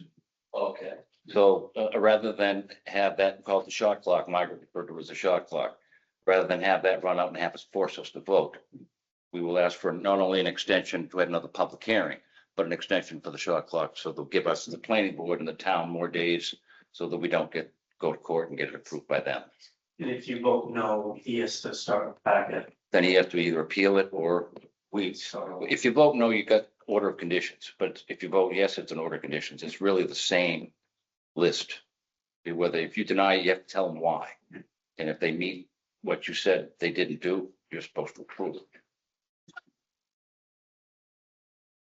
Thank you. This is, can I ask a question, please, from the phone? Yeah, you may. This is Tim Bailey. I live on Goss Pond Road. So I put my hand up before as well. So you move forward with sorry, the I missed motion, it. which is fine.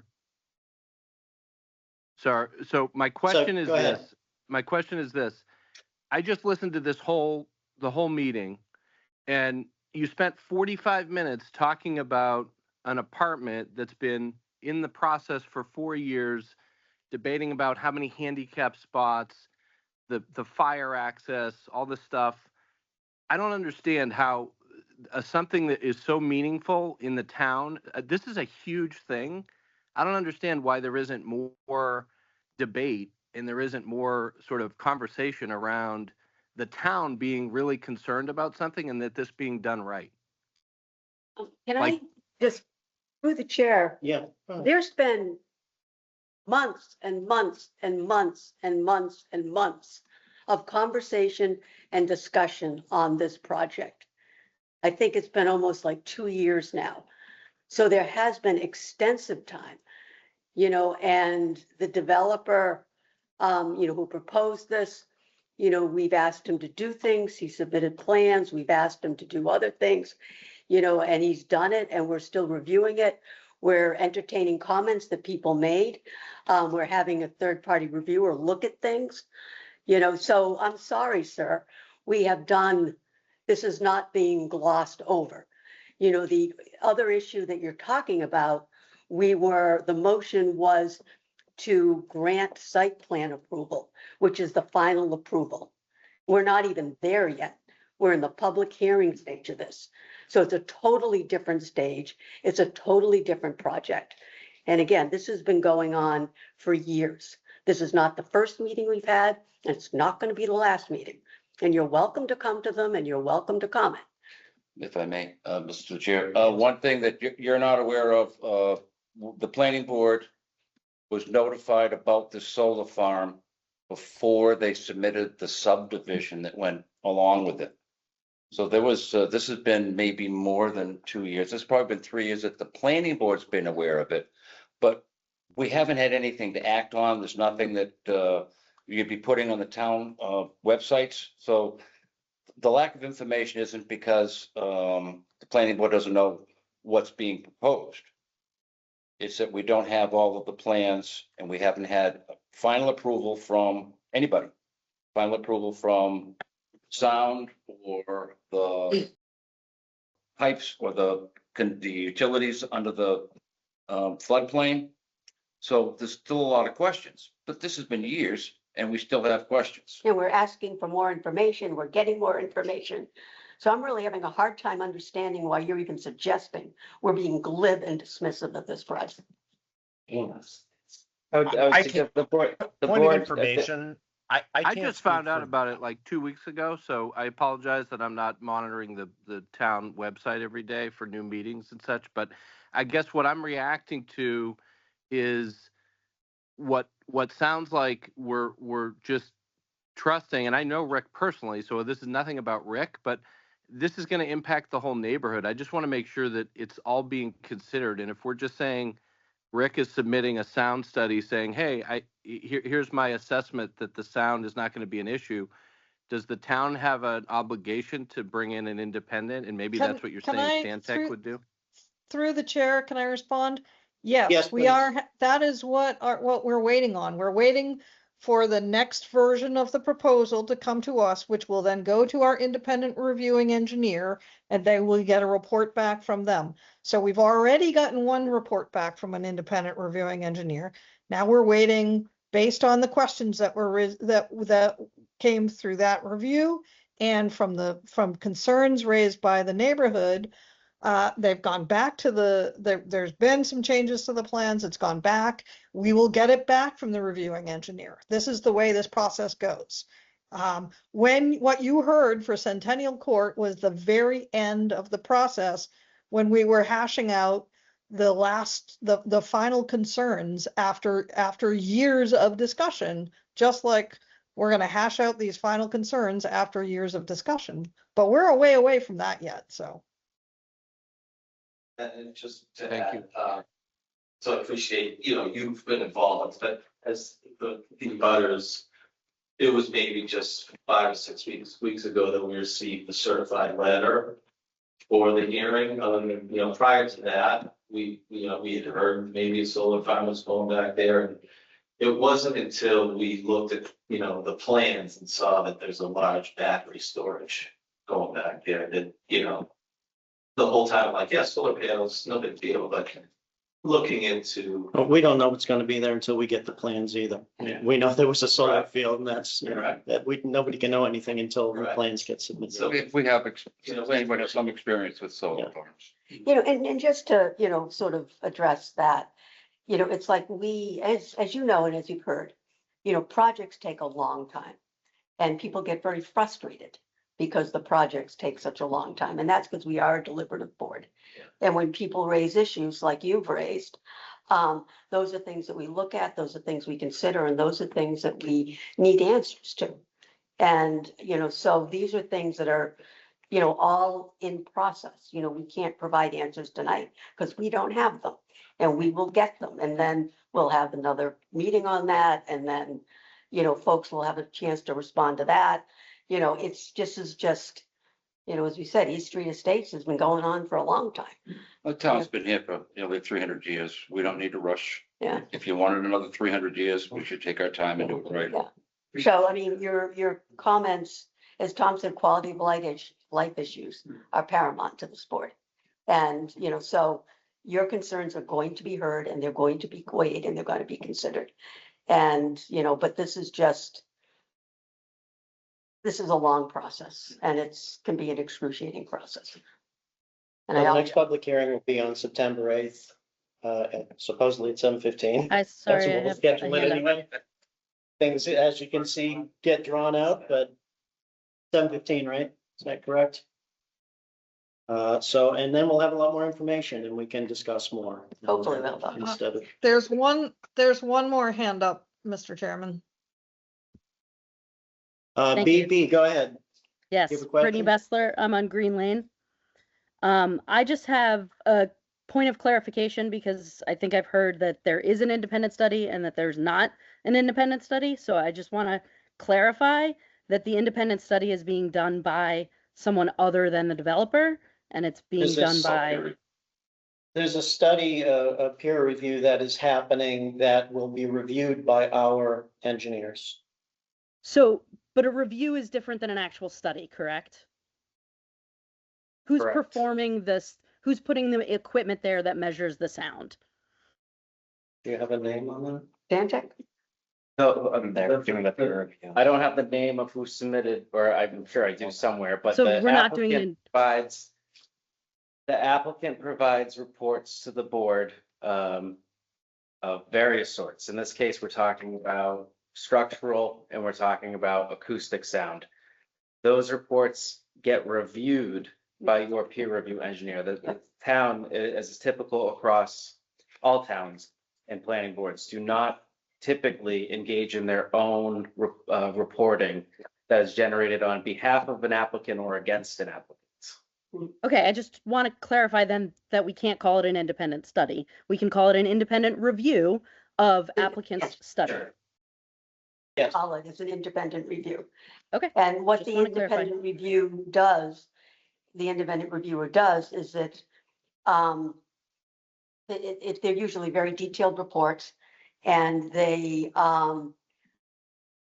look at what has been proposed, you know, by the developer's engineer, and they point out deficiencies, they point out inaccuracies, they point out things that they think need to be clarified, things that they think are in violation of the law, and then that goes back to the engineer who has to address them, and then it goes back to the reviewing, so it just, you know, it's a process, it's a process.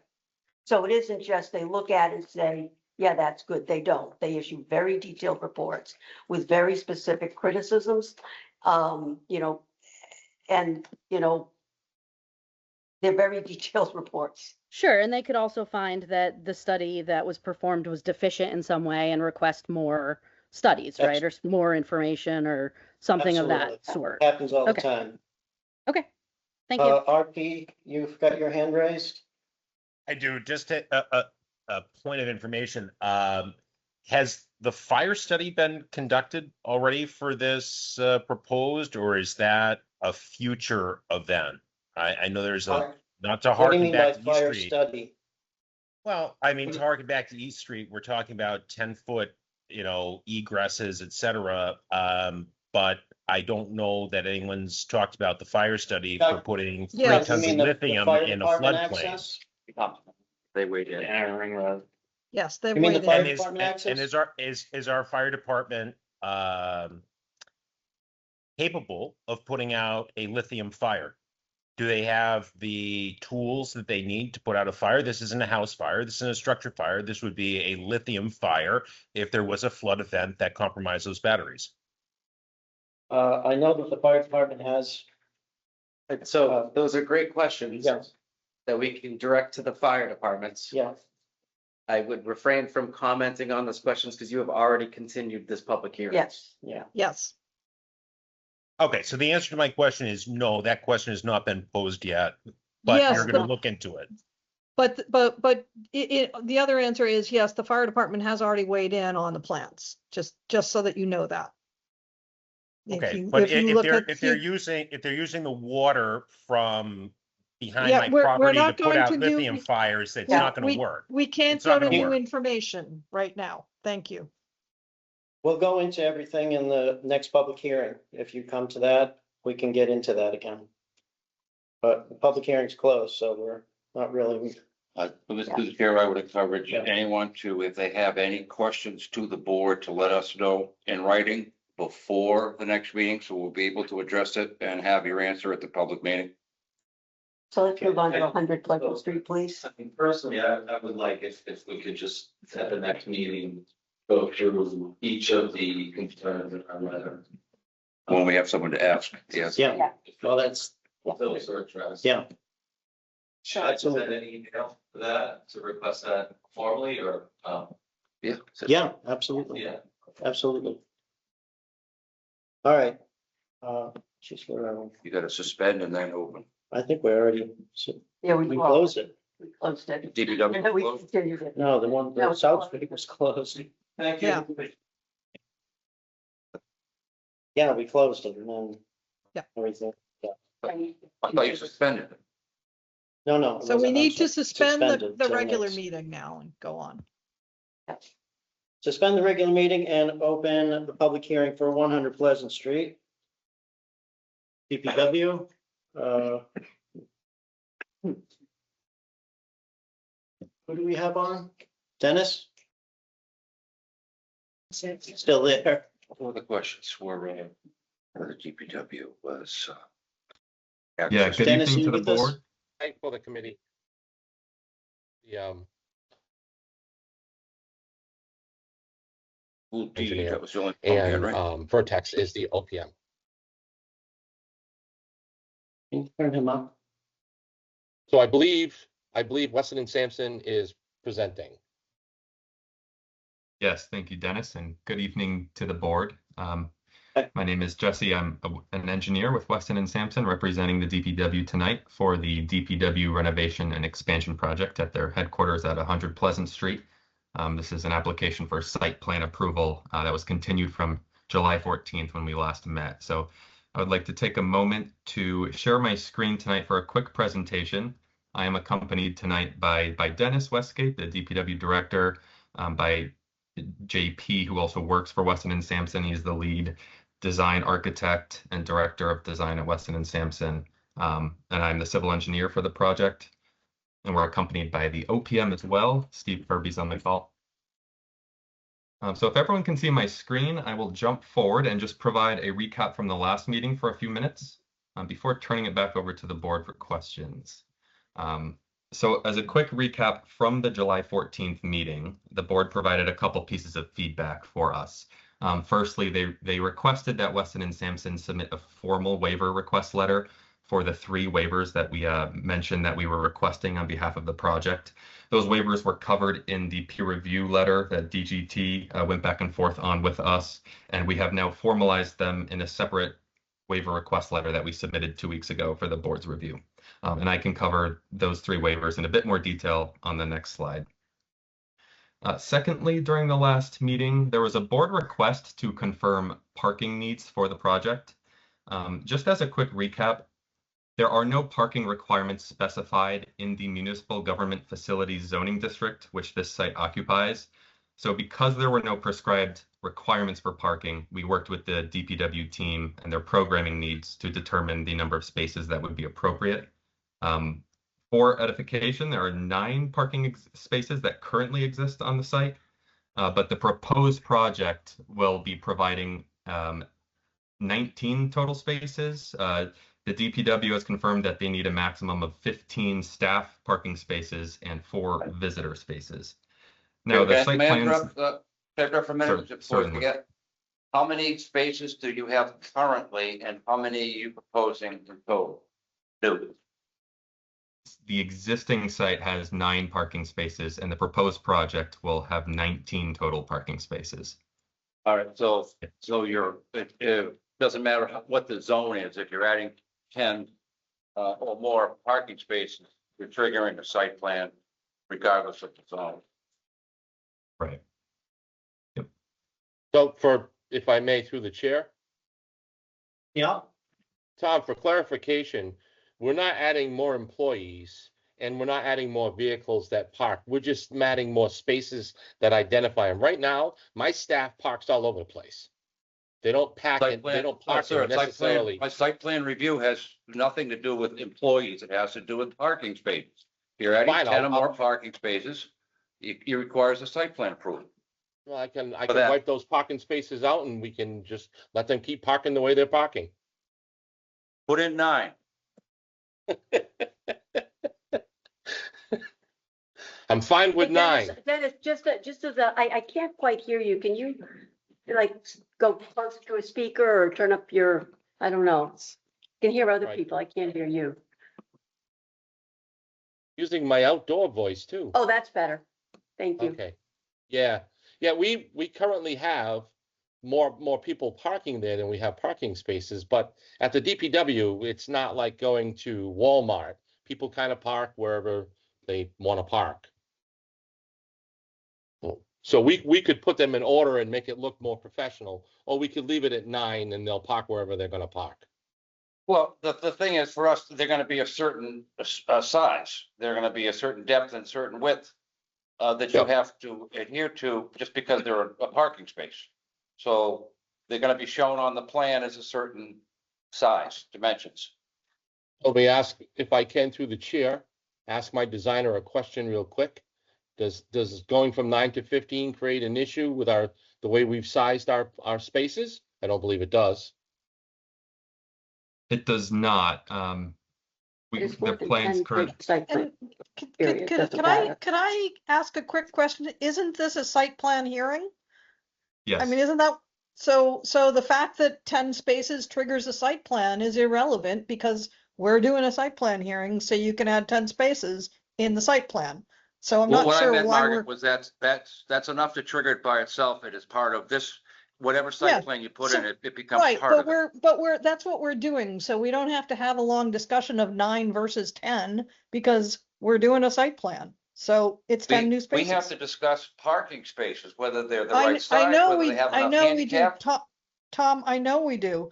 But what I'm saying is, That's all we're I was having a doing. discussion about, well, maybe we could go with 9 and then it doesn't trigger a site plan. We're already in a site plan, so that's irrelevant.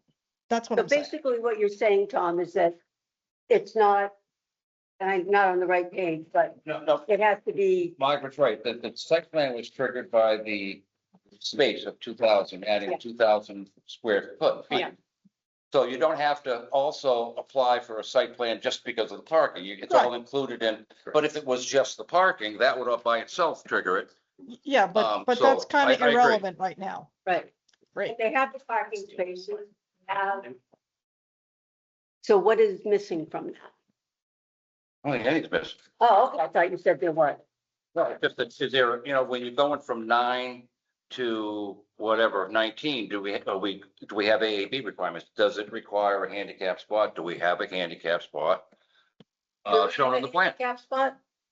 Yes, the number of spaces proposed requires 1 handicap spot. We are providing 2 oversized handicap spots just to be abundantly in conformance or exceedance in conformance with the ADA regulations. Thank you. The site plans that were submitted to the board 2 weeks ago show 16 proposed spaces. We're going to be providing an additional 3 spaces and just shift dumpsters and storage containers and movable items to accommodate a total of 19 spaces. And it's up to 25 is 1, so that's more than minimum. So did you not submit that plan with the 19 on it yet? We have not yet. It'll be just a minor increase of 3 spaces on, as you're viewing the plan, on the rightmost side of the parking allotment that we have. We're just going to be adding 3 additional spaces to the right, immediately adjacent to the proposed parking, just to accomplish that 19 number. There are a few movable items in that area, such as dumpsters, that we will shift to accommodate those 3 spaces. Okay. These are the things that get us in trouble, so that's why I ask the same question every time.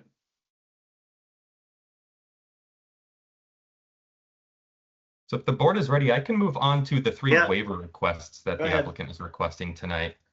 This was a subject of conversation at the last hearing on July 15th, and I'd just like to quickly review what those waivers are.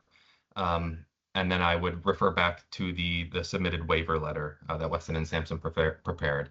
The first has to do with comment number 7 from the DGT peer review letter, and it has to do with tree surveying. There's a local requirement that trees 6 inches and greater in diameter be located on the plan. We have surveyed and located on the plan all trees 6 inches and greater in diameter that exist within the limit of proposed work. But we haven't done that on the whole site because the site's much bigger and very densely forested. So we're just requesting a waiver from surveying trees outside the limit of work. The second waiver request has to do with pipe cover. The local stormwater regulations requires 2.5 feet of cover over drainage pipes. Earlier in this public hearing tonight, there was a question about the subdivision regulations requiring 4 feet of cover over drainage pipes. Because this project is not subdividing land, we're only subject to the local stormwater regulations and not those subdivision regulations. So the requirement here is 2.5 feet of cover over those drainage pipes. We are requesting a waiver to provide at least 1.75 feet of cover on the site, which the peer reviewer in their letter found to be generally satisfactory. The minimum industry standard, as discussed earlier tonight, is greater than 1 foot. And I will like to note that the proposed pipes on the site are reinforced concrete pipes and not the high density polyethylene pipes that are more common in the industry. So they are stronger than those polyethylene pipes.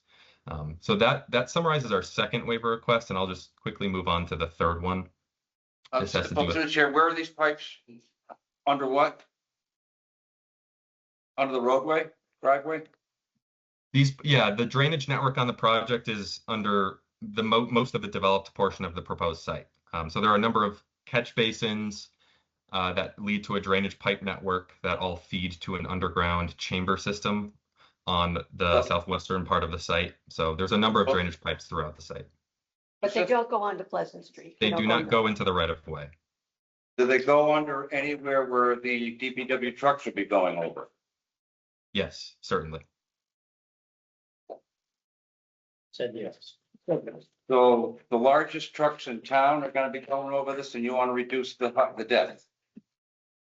Yes, we do. And this is pretty typical for the DPW projects that we design.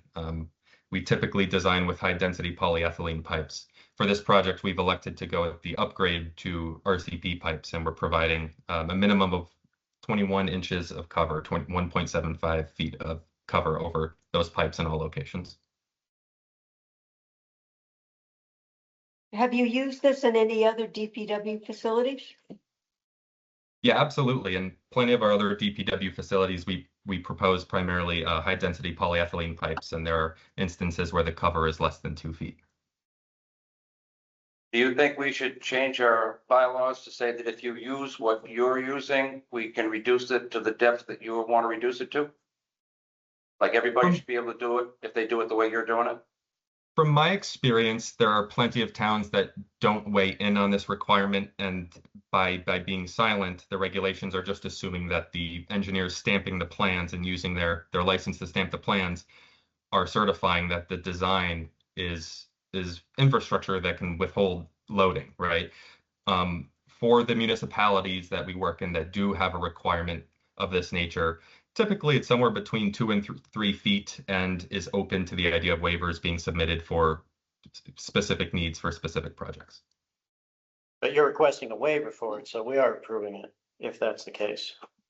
Exactly, yeah, we are requesting a waiver because the pipes proposed on the site are the reinforced concrete pipes.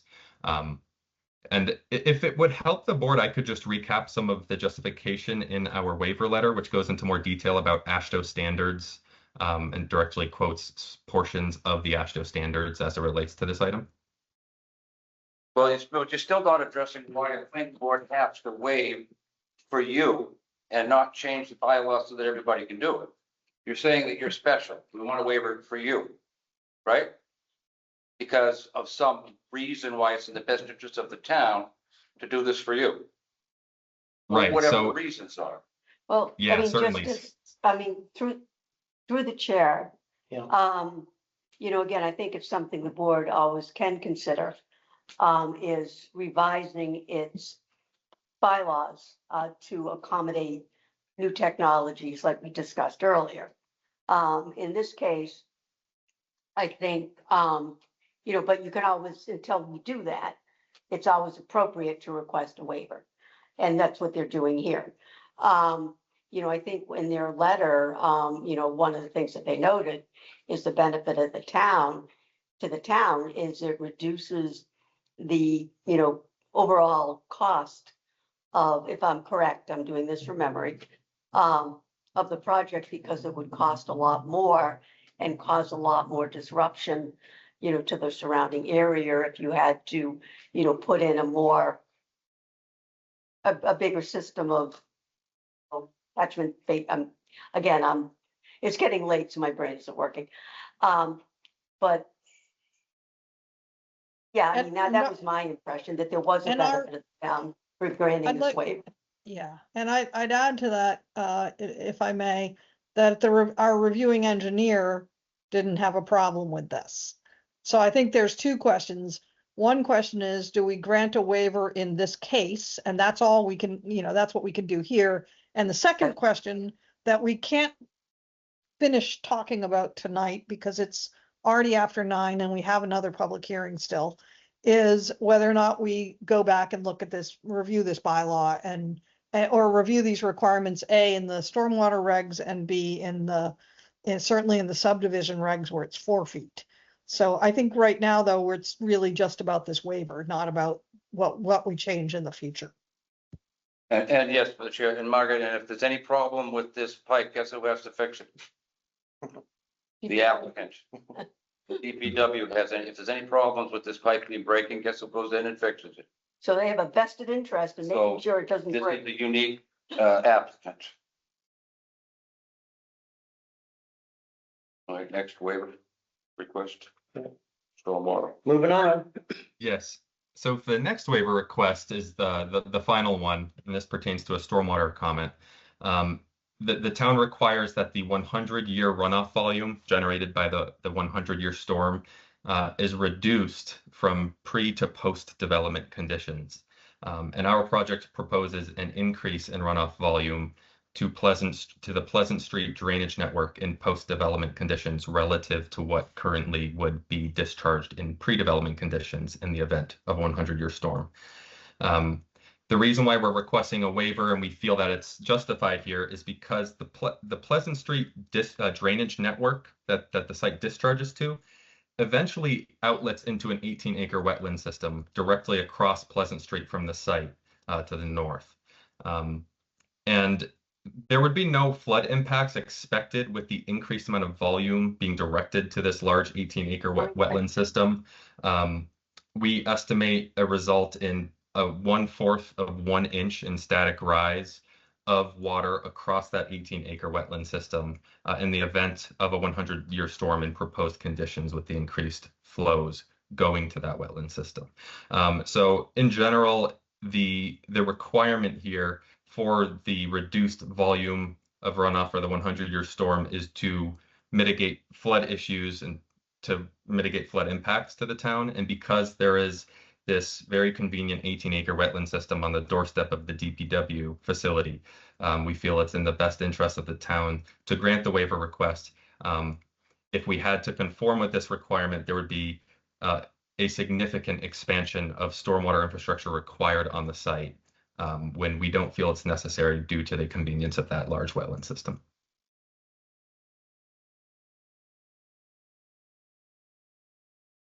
Any comments on that? But are you meeting the Wetlands Protection Act requirements in terms of your runoff? Yes, we're meeting all of the state stormwater and Wetlands Protection Act requirements for the project. This is requesting a waiver for a local requirement that we feel the project generally conforms with the intent of. Thank you. Thanks. And correct me if I'm wrong, but in an earlier meeting, we discussed how the 100-year storm events, the amount for the 2-year, 10-year, 25, and 100 has been revised in recent years, or is constantly being revised in light of climate change, correct? That's correct. Yep. The Massachusetts Stormwater Handbook that we are required to conform to with our designs was promulgated in 2008. The state is currently looking to revise that, and it's, I think, pretty close to revising the handbook. And when those state regulations are promulgated soon, presumably in the next year or two, applicants will be held to presumably some sort of higher rainfall requirements or standards. But as the project is designed, we're meeting the state standards for the rainfall data that we input into the project. Which are from 2008? The rainfall data, I thought they'd been updated since then. yeah, the rainfall data we use is from the Northeast Regional Climate Center. It's an established rainfall data set that was created in 2008, and it's widely used for rainfall and stormwater designs. Tommy's left the room. I think we should vote now. Tony told me he's in favor. I mean, again, I read the letters and, I mean, your waiver request, this is just me speaking, and I thought the reasons, the rationale was compelling. So I would have no objections, to approving any of these. That's my opinion. I don't have any objections. Do we want to make a vote then? Well, I want to wait till Tommy comes back, because Tommy will probably have comments. I was joking when I said he left. I know, it gave me a whisper. I believe Margaret's trying to speak. I think she's muted. Oh, Just wanted- sorry, we can't vote until we close the public hearing, so I guess the question is, are we ready to close the public hearing at this point? Thank you, Margaret. Does anyone have any other questions or comments? You're not here for this. All right, then, on that note, I will close the public hearing and resume the regular meeting. Another 2 minutes of a regular meeting tonight. And shall we wait for Tom to make a motion? Well, I'll make a motion. I think we should wait for Tom to vote, but I'll make. Here he is. I'll make a motion that we approve the waivers as written. Second. I'll second that. Yeah, Tommy already did. Discussion? Okay. Margaret? Aye. Bill? Aye. Bill? Can Bill vote? He has. Yes, He's- yes. I'm going to He's abstain. muted. Oh, I I'm didn't going know to you were abstain. recused. If you work for the DPW. Aye for me? I only have one question. It's on the access. Do we have the deed okay from the Oh, school? that's a good point. Yeah, Make that's, the- but that's not on the, we're voting right now on the waivers, right? That We was- voted and it. Yes, I wanted to make another motion. I just wanted to make sure of that before I made the next motion. Yep, okay. Okay. Approved? All right, I would move that we have to close the public hearing first. We did. Did, all right. I would move that we approve the site plan renovation plan for the DPW, subject to deed access granted by the school and final approval from the town board, which would be conservation, board of health, because the septic system's getting filled in and they're gonna use town water and sewer, so they'll have to go to conservation, I mean, the DPW, the board of health to get that I filled think in. they're still giving us a plan too with more parking. in it. Can we approve it before that? comes in? Sure, it's up, well, it's subject to final approval of the board of any, and those are minor changes. Okay, yep. Right, so there will be minor changes, but we will approve it subject to final approval by the board, approval by the conservation and the board of health. And the deed. And a deed access from the school. All right, do I hear a second? Anybody? A second. Discussion? Margaret? Aye. Catherine? Aye. Tom? Aye. Aye. Approved. Thank you. Thanks a lot. Thanks for waiting around. Thank you to the board. Thank you. Thank you for your time. Thank you. Good All night. right. You still awake over there? Uh, Opening the public hearing for 152 Milford Street.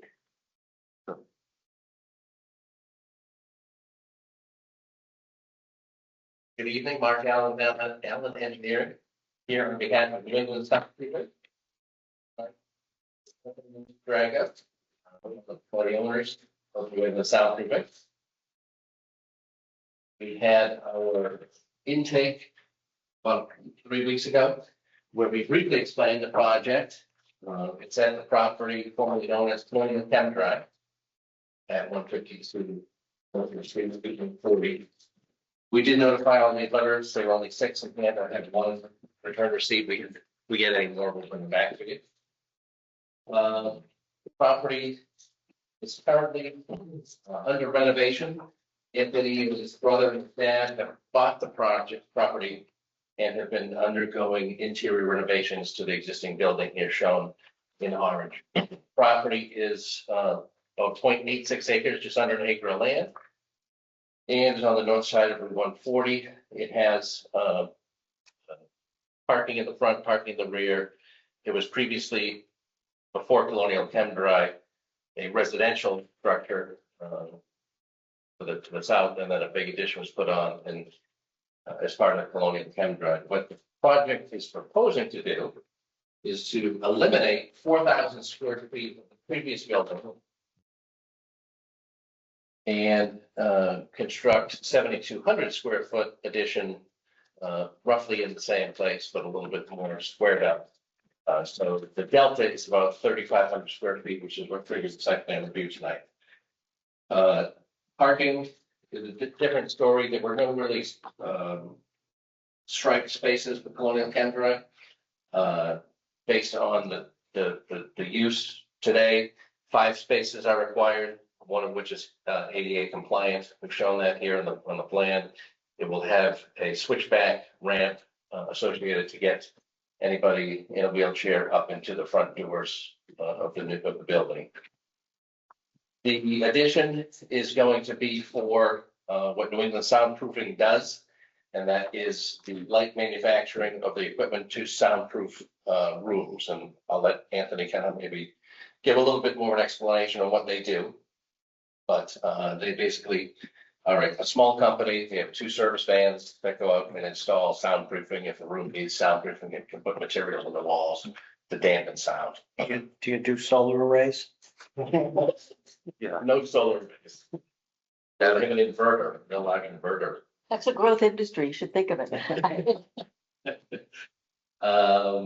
As far as utilities go, because it's a current commercial industrial property, they are going to be using the existing septic system. It has passed Title V, and there is no increase in the flow with the demolition and construction of a warehouse building.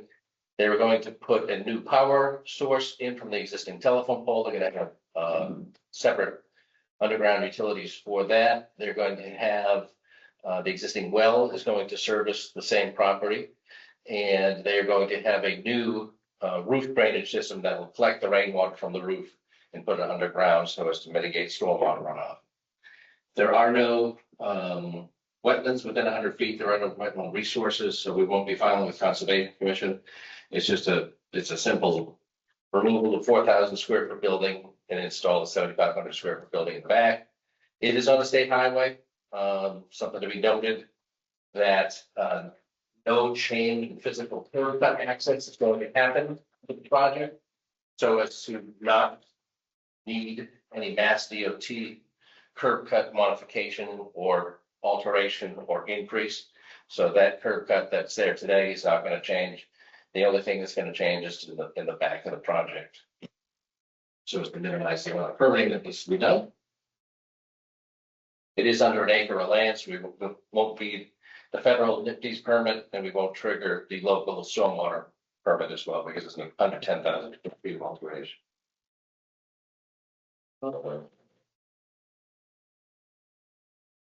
The grading and drainage is shown here. Again, I'm just highlighting the new building and its roof infiltration system. That's gonna be underground with a small outlet that will only discharge in a 100-year storm event. Very small volume of water will come out of that.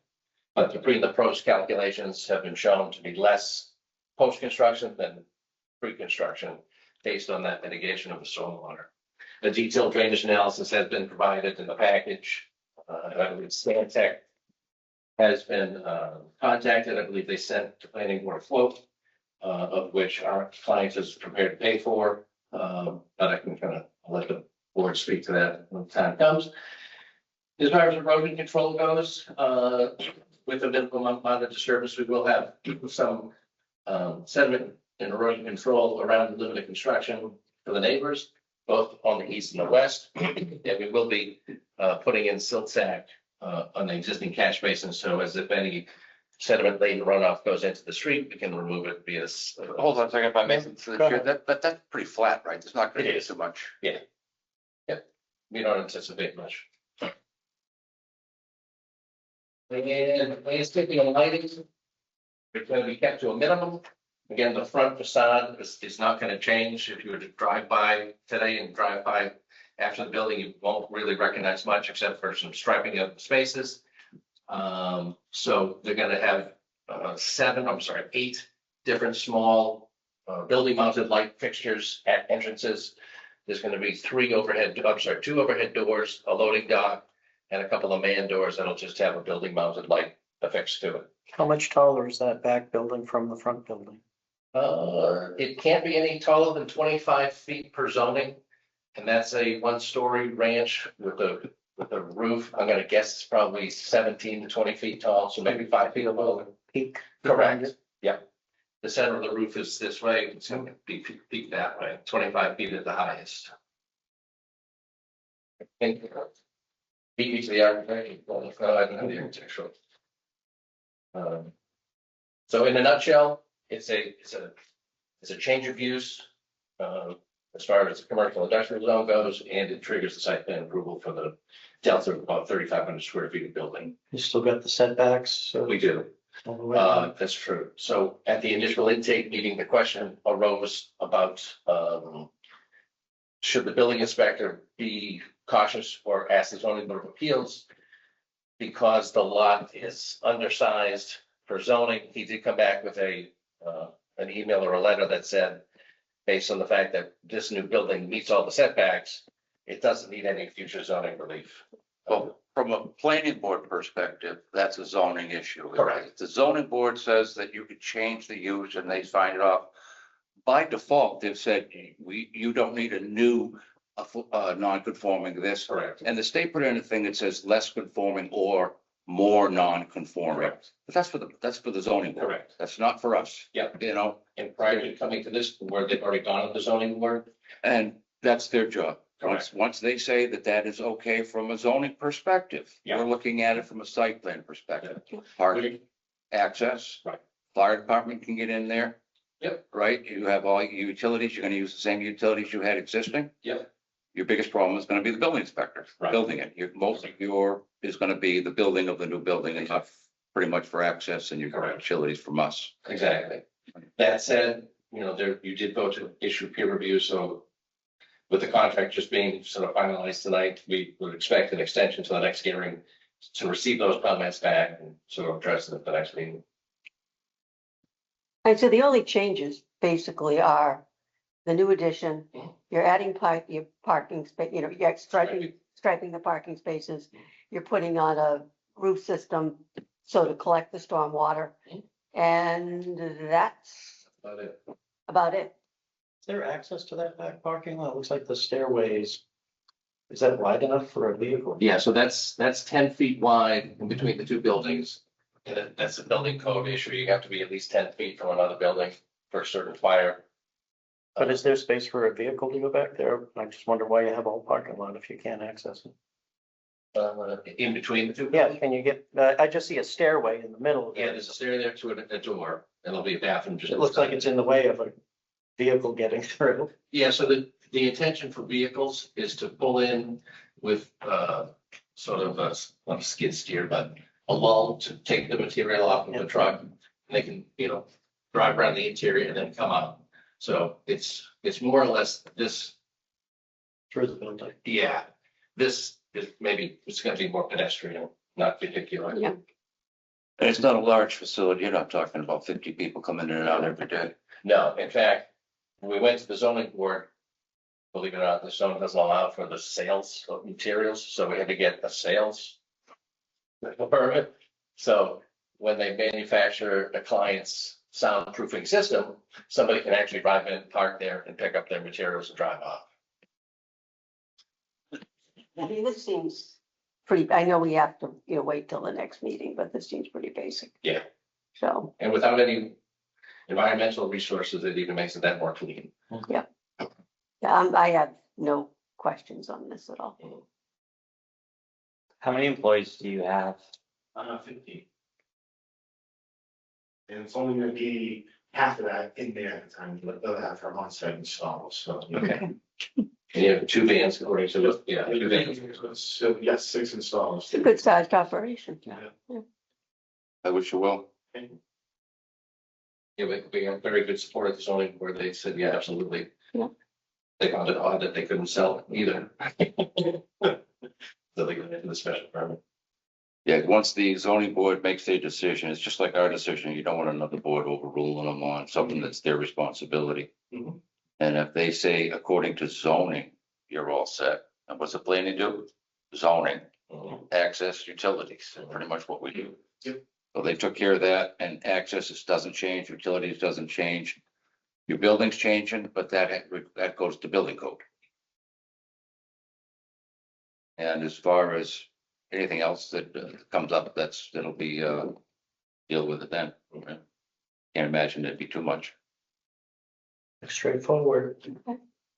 So procedurally, do you want to have the applicant drop off a check for the peer review? I know we got an exact number. Is it the exact number you want or is it? Yeah, please, yeah. Yeah, oh, okay, okay. So And is this gonna be a full blown, like, standard peer review or? Let me look. It doesn't seem that much. I mean, the price seemed cheaper than other peer reviews we've Right. gotten, and that's probably due to the, yeah. He's still gonna check all the boxes, but there shouldn't be much. to And if go. it doesn't cost as much, they'll get the money back. Correct. Well, he That- does, he very- does run. Runoff is great. Well, no, I mean, I'm not saying we don't need to do it. I'm just saying that, I think it's like 2.5 days with the time. It's very reasonable. No curb cut, that's gonna save you a lot of time and trouble. yeah. I get that real quick. If you touch this, that's another year. You're screwed. Got your handicap spot. Yep. For that. You had 1 or 2? What? There's only 5. One. Well, yeah, I know, but I forgot how many you had. Margaret and Bill, you got any comments? Oh, I'm good. I'm good too. I mean, it seems pretty straightforward. I think we can just continue it and hear it next time. You can vote on it next meeting. All right. Can we put on last again?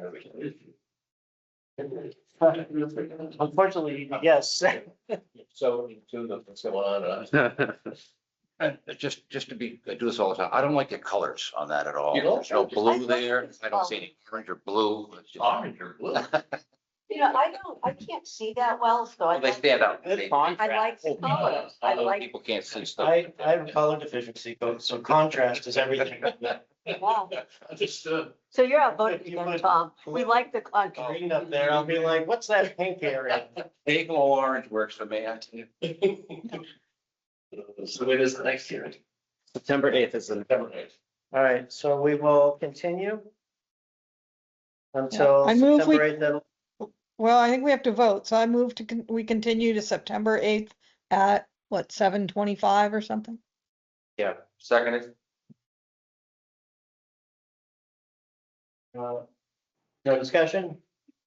Margaret, Aye. Bill, Aye. Catherine, Aye. Tom? Aye. Great, thank you. All right. Thank you. And Lantern Hill, did he stay on? Probably not anybody on for Lantern Hill, because this is just the submittal of the. Yeah. Don't be late next meeting. Are they gonna put in a We couple won't wait for you. extra above and beyond what's already there? Or are 2 of the 15 gonna be? 2 of the 15 are going to be. Yes. They're not adding another unit, put in the. No. It's just designating. Yeah, this is the process by which we designate the affordable housing units and basically enter into what is essentially a negotiation as far as whether or They don't not. have to. Was that? I don't think we can force them into it. It's include, we have a. I mean, you don't have to force them to provide the units. Because they are already forced to provide that in essence, but you can enter into negotiation, whereas if they don't provide those units, they can pay the town a fee. to not provide. Is that what we did? Yes. Well, no, actually, it works out. It's cheaper for the developer Yeah. because, you know, to build a, So Lantern Hill. we need yeah, to accept build a their- comparable unit is more expensive than what you're. Good. So do we have to talk about the bylaws or can I go? My. Well, hold on, you just need to set a public hearing date for Lantern Hill. That's technically a special permit.